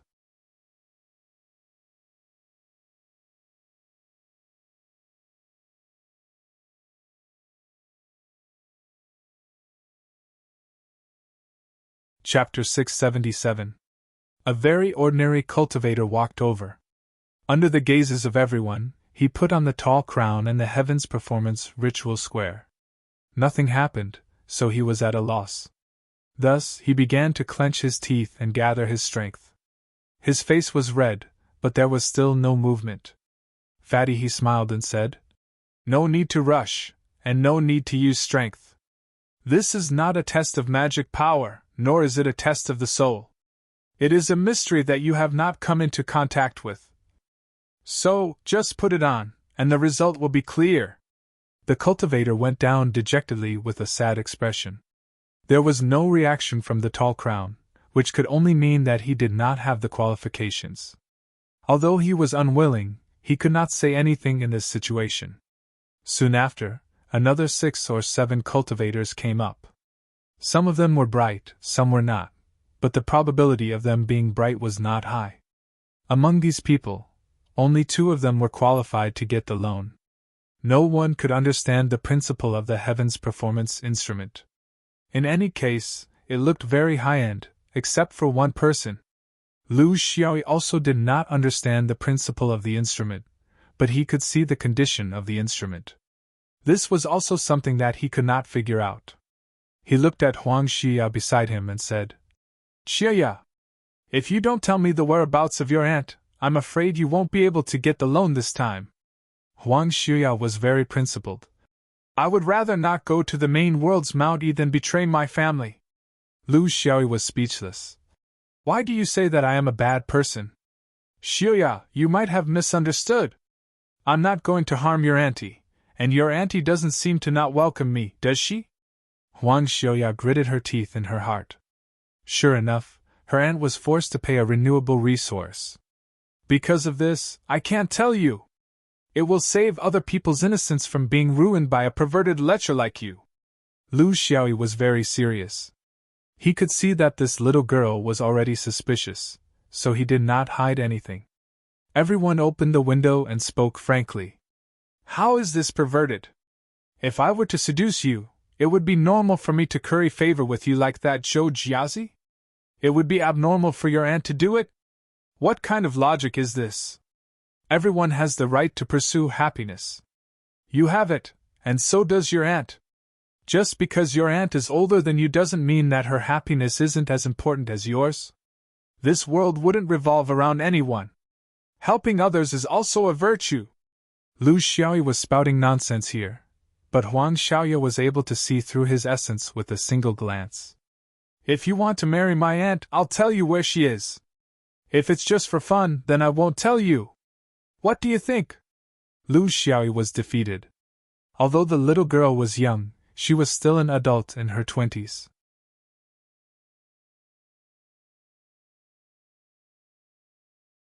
Especially in this aspect, she had a clear understanding of things and was not easy to deceive. Therefore, he changed it to a threat. If you tell me, I can help you go to the origin world. There will be more possibilities, a broader future, a better future, countless resources, countless skills, and a real swordsman to teach you. But if you insist on being stubborn, I'm afraid you won't be able to get past this. Don't even think about the qualifications to lend money. That hat is on your head. Even if you use all your strength, it won't light up. Huang Xiaoya proudly raised her chin, not being subdued by evil forces. The process was very fast. After putting on the crown, the result was out. Soon, it was Huang Xiaoya's turn. However, after a little twist and turn, the little girl threw away her thoughts of success and failure and walked up Dafa. Seeing this, Lu Xiaoyi secretly nodded. This little girl had the aptitude, but she was a little impatient and rigid. She just had to compete with him. The tall crown was put on, but there was no light.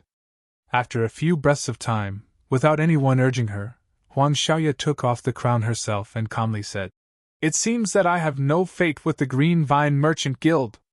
Many thanks for Master He's hard work. I've disappointed you, but there will be a generous gift for you later. Lu Xiaoyi calmly watched this farce, his mind spinning. The 2 people who were chosen by the Green Vine Merchant Guild both had destiny in their minds. It was very weak and lifeless, but there was no doubt that it was destiny. It seemed that this was the reason why the Green Vine Merchant Guild chose people to invest in. Huang Xiaoya did not participate in the dragon boat competition, so of course, she did not have the opportunity to stand on the stage and receive the dragon god's blessing. Therefore, it was normal that she was not chosen. Then, if he were to stand on it, would the crown shine like a searchlight? This Green Vine Merchant Guild was very interesting. Using this method to send a seed with destiny to the azure sky, was it good intentions? Or did they have other intentions? It was still impossible to judge. He did not want to alert the enemy. Although shopkeeper, he was a Jean Dan cultivator, his skills were mediocre. It was impossible for him to be the real owner of the crown. It required at least a Taoist master or above to play with it, or even higher. Judging from his appearance, he was probably just a user standing at the front desk. He did not know much about the inside story. If he was frightened, he would lose this hard-won clue. He needed to cast a long line to catch a big fish. Anyway, there was time. With Fatty He and the Green Vine Merchant Guild, it was better than the blind man touching the elephant. Huang Xiaoya was not affected at all. She firmly believed that if her future was to be in Mount E, then she would definitely go.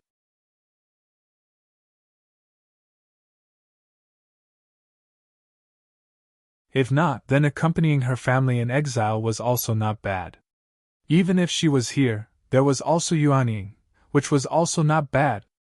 Therefore, the plan was still the same. Azure Sky could not go for the time being, but it was urgent to punish the lecher. Cultivators, especially me swordsmen, do not judge a hero by success or failure. We only judge by the sword. The sword's skills are still the same. Which friend wants to go first? Zhou Xiangdao's shill immediately jumped out. According to the plan, he would first demonstrate it himself, then pretend to find an opponent to compare with, and then teach them a lesson. This was the established procedure. Before he could open his mouth, a sudden explosion sounded in the sky. A black cloud pressed down, and a fierce wind blew. It was mixed with hail and rocks, and the momentum was very fast. With just a slight sweep, the flowers and plants in the Huang Mansion's courtyard were all destroyed, including the precious peach tree. Leaves fell and branches were broken, and the ground was littered with broken peaches. Seeing this, Lu Xiaoyi sighed and regretted that he did not pluck enough of them. The foundation establishment cultivators all covered their heads and faces, trying their best to withstand the fierce wind. They could not fly because of the terrifying spiritual pressure. They also could not use their swords because they could not identify their target. They only knew that there was a monster hiding in the black cloud, and it was not something they could defend against. They had something to rely on. This was Ginkgu, the Huang Mansion. There was a Jean Dan swordsman in charge, and there was more than one. Sure enough, just as the strange wind blew, 3 figures came out from the meditation room, accompanied by 3 rays of sword light. Like 3 dragons, they slashed towards the black cloud. The sky was filled with a thunderous voice. That was the voice of the Huang family's ancestor. Black Cloud Monster! There is a path to heaven, but you don't want to take it. There is no door to hell, but you want to throw yourself into it. You dared to cause trouble in the Huang Mansion, leave your life behind.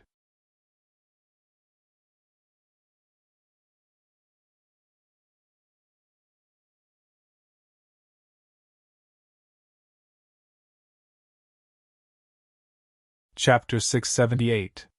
However, there was no sound coming from the black cloud. Its form could not be seen. Only a few tentacles could be seen waving around, and the flying swords could not even get close to it. The entire black cloud moved abnormally fast, like a black nebula. Its movements were completely unpredictable. It was impossible to imagine how such a huge black cloud could move so quickly. It was also impossible to know what was hidden in the black cloud. Was it a monster? Was it a human's primordial soul? Or was it something else? He only knew that the 3 Jean Dan swordsmen could not do anything to it. On the contrary, one swordsman took the risk to get close and used the heaven-measuring sword ruler. As a result, he was suddenly hit by a tentacle and was seriously injured. The sword was too slow. The enhancement of the power was barely enough. It did not even have the slight enhancement of the Tao realm. With such swordsmanship, even a 5-ring cultivator could not compare to a small sex spell cultivator. However, As long as one considered that these cultivators had barely formed their core in a place like the land of exile, it was not surprising. What was in the black cloud? Lu Xiaoyi did not know either. Even if his divine sense was strong, he could not see through this layer of black fog. It was as if it did not have a real body at all. Those so-called tentacles that appeared and disappeared mysteriously were just randomly generated by the black cloud. They were not real tentacle monsters. They could also transform into other forms of attack, such as a big mouth or a pair of sharp claws. However, just because he could not see it did not mean that he could not sense it. This was not something that was born in the realm star body. As a small cultivator who often traveled in the universe, he was not unfamiliar with all kinds of void beasts in the universe. Just from the way the black cloud moved, he could be very sure that it was a void beast because of its strong starry sky aura. Its movement was also a type of star system, but it was an instinct unique to void beasts. This kind of ability was still limited in the atmosphere. When it was in outer space, it was even more unpredictable. Void beasts could appear in the realm. This was not the ability of void beasts. Especially young void beasts like this, they did not have the ability to freely enter and exit the void of the universe. Therefore, they must have been brought in by humans. However, no one knew what their purpose was. Among all the beasts, the void beasts were the most unwilling to be controlled by humans. There was basically no solution. They yearned for freedom and lived in the void, so they could only slowly degenerate and deteriorate in the domain. Therefore, there were only two outcomes for void beasts like this that were captured and controlled by humans.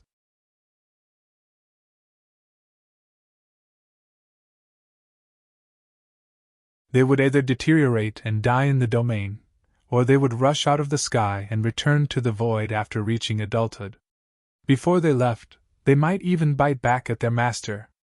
However, to the cunning humans, some ancient sects had the ability to tame beasts, so they weren't afraid of these things. After using them for a period of time, they could just kill or release them and find new young beasts. In any case, there were plenty of such beasts in the deep space, so why must they develop feelings for them? Lu Xiaoyi wasn't here to watch the show. He wasn't that shallow. His attention was focused on his surroundings as far as possible.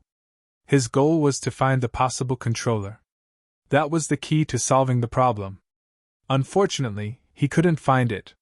Furthermore, he didn't discover any suspicious spiritual fluctuations that were connected to the black cloud. There was only one possibility. This black cloud-shaped void beast had basic intelligence. To its master, it was an autonomous weapon that could be ignored after being released. There was no point in waiting. There were only two Jin Dan swordsmen left in the sky. They were also defending more than attacking, so they were in a difficult situation.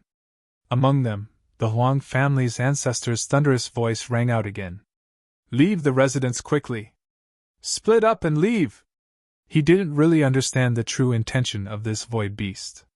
His Huang family wasn't a family that liked to stir up trouble, so it was impossible for them to provoke enemies outside the universe. Why would such a thing attack the Huang family?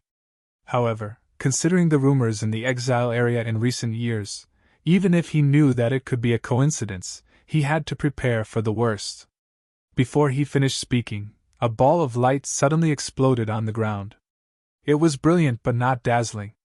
It was close yet far away, as if a main star in the sky had suddenly erupted. In the next moment, the black cloud seemed to have been pierced by a star. It was like a black cloth bag that had been pierced with countless holes, emitting thousands of rays of starlight.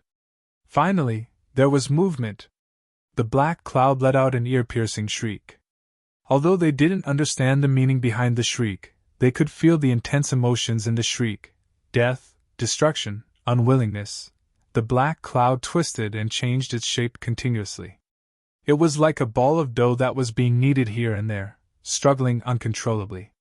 In the next moment, it collapsed and turned into countless wisps of black smoke. It was blown away by the wind and gradually disappeared. Only a sparkling flying sword was left. With a nimble turn, it fell into the sword box of a cultivator. A large empty space appeared around Lu Xiaoyi. The Foundation Establishment stage cultivator's eyes were filled with fear and confusion.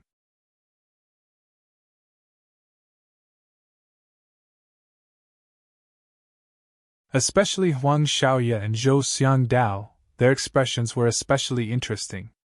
They couldn't understand and couldn't react in time. They only knew that this person's flying sword was completely different from the flying sword they imagined, but it was indeed a flying sword. They didn't have much experience, but the Jin Dan cultivators did. 2 Jin Dan cultivators carried the heavily injured cultivator and landed in front of him, bowing together. Huang Zhu, Zhou Ting, Mo Xiangqian, greet the envoy inspector. Lu Xiaoyi waved his hand. Is this the first time this thing has appeared in the land of exile? Why haven't I heard of it before? Huang Zhu was the host, so of course he was the one to answer. It's not the first time. The first time it appeared was 4 years ago. A native sect in the land of exile was attacked and suffered heavy casualties. It was this thing's fault. Then, there were 2 or 3 cases of monsters attacking human cultivation sects and clans every year. Yuanian cultivators were also sent out to search, but the monsters were cunning and came and went without a trace. Their targets were also completely irregular, so the search was unsuccessful. Lu Xiaoyi asked again. How many times did it attack the swordsman? Huang Zhu answered. Twice.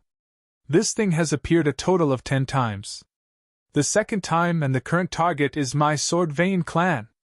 Lu Xiaoyi sighed. You guys don't have any suspects? Huang Zhu was ashamed. It's related to the Void Beast, so there's really no way to suspect. Lu Xiaoyi looked at the heavily injured swordsman Jin Dan. Mo Xiangqian? Since you called out this name, why did you charge forward so recklessly? Mo Xiangqian was extremely ashamed. He was a little impulsive. Under the circumstances of not knowing the enemy's situation, this was not something a mature cultivator should do. They were also very surprised by the sudden appearance of their savior. They did not know how he knew that the monster would appear today. Or was it purely a coincidence? The news of Mount E sending the envoy inspector to the land of exile had been spread more than 10 years ago, but no one had seen this person before. Everyone was terrified and felt insecure. But this boot just did not fall. They also knew that the envoy inspector was very young and was a true elite from the 5th ring, but they did not expect him to be so powerful. The void beast that had beaten the 3 of them into a sorry state was just a sword to him. This was the real Xianyuan swordsman. And it was an external sword. They did not know how powerful the real internal sword would be when it arrived. But this had nothing to do with them anymore. Ever since they settled down in the land of exile, the glory of Xianyuan no longer belonged to them. What was left behind was a lifetime of regret, and the regret that came back to him in the middle of the night. You're tuning into the Phoenix Knights YouTube channel. Don't forget to subscribe and join us on this journey to catch the most captivating stories.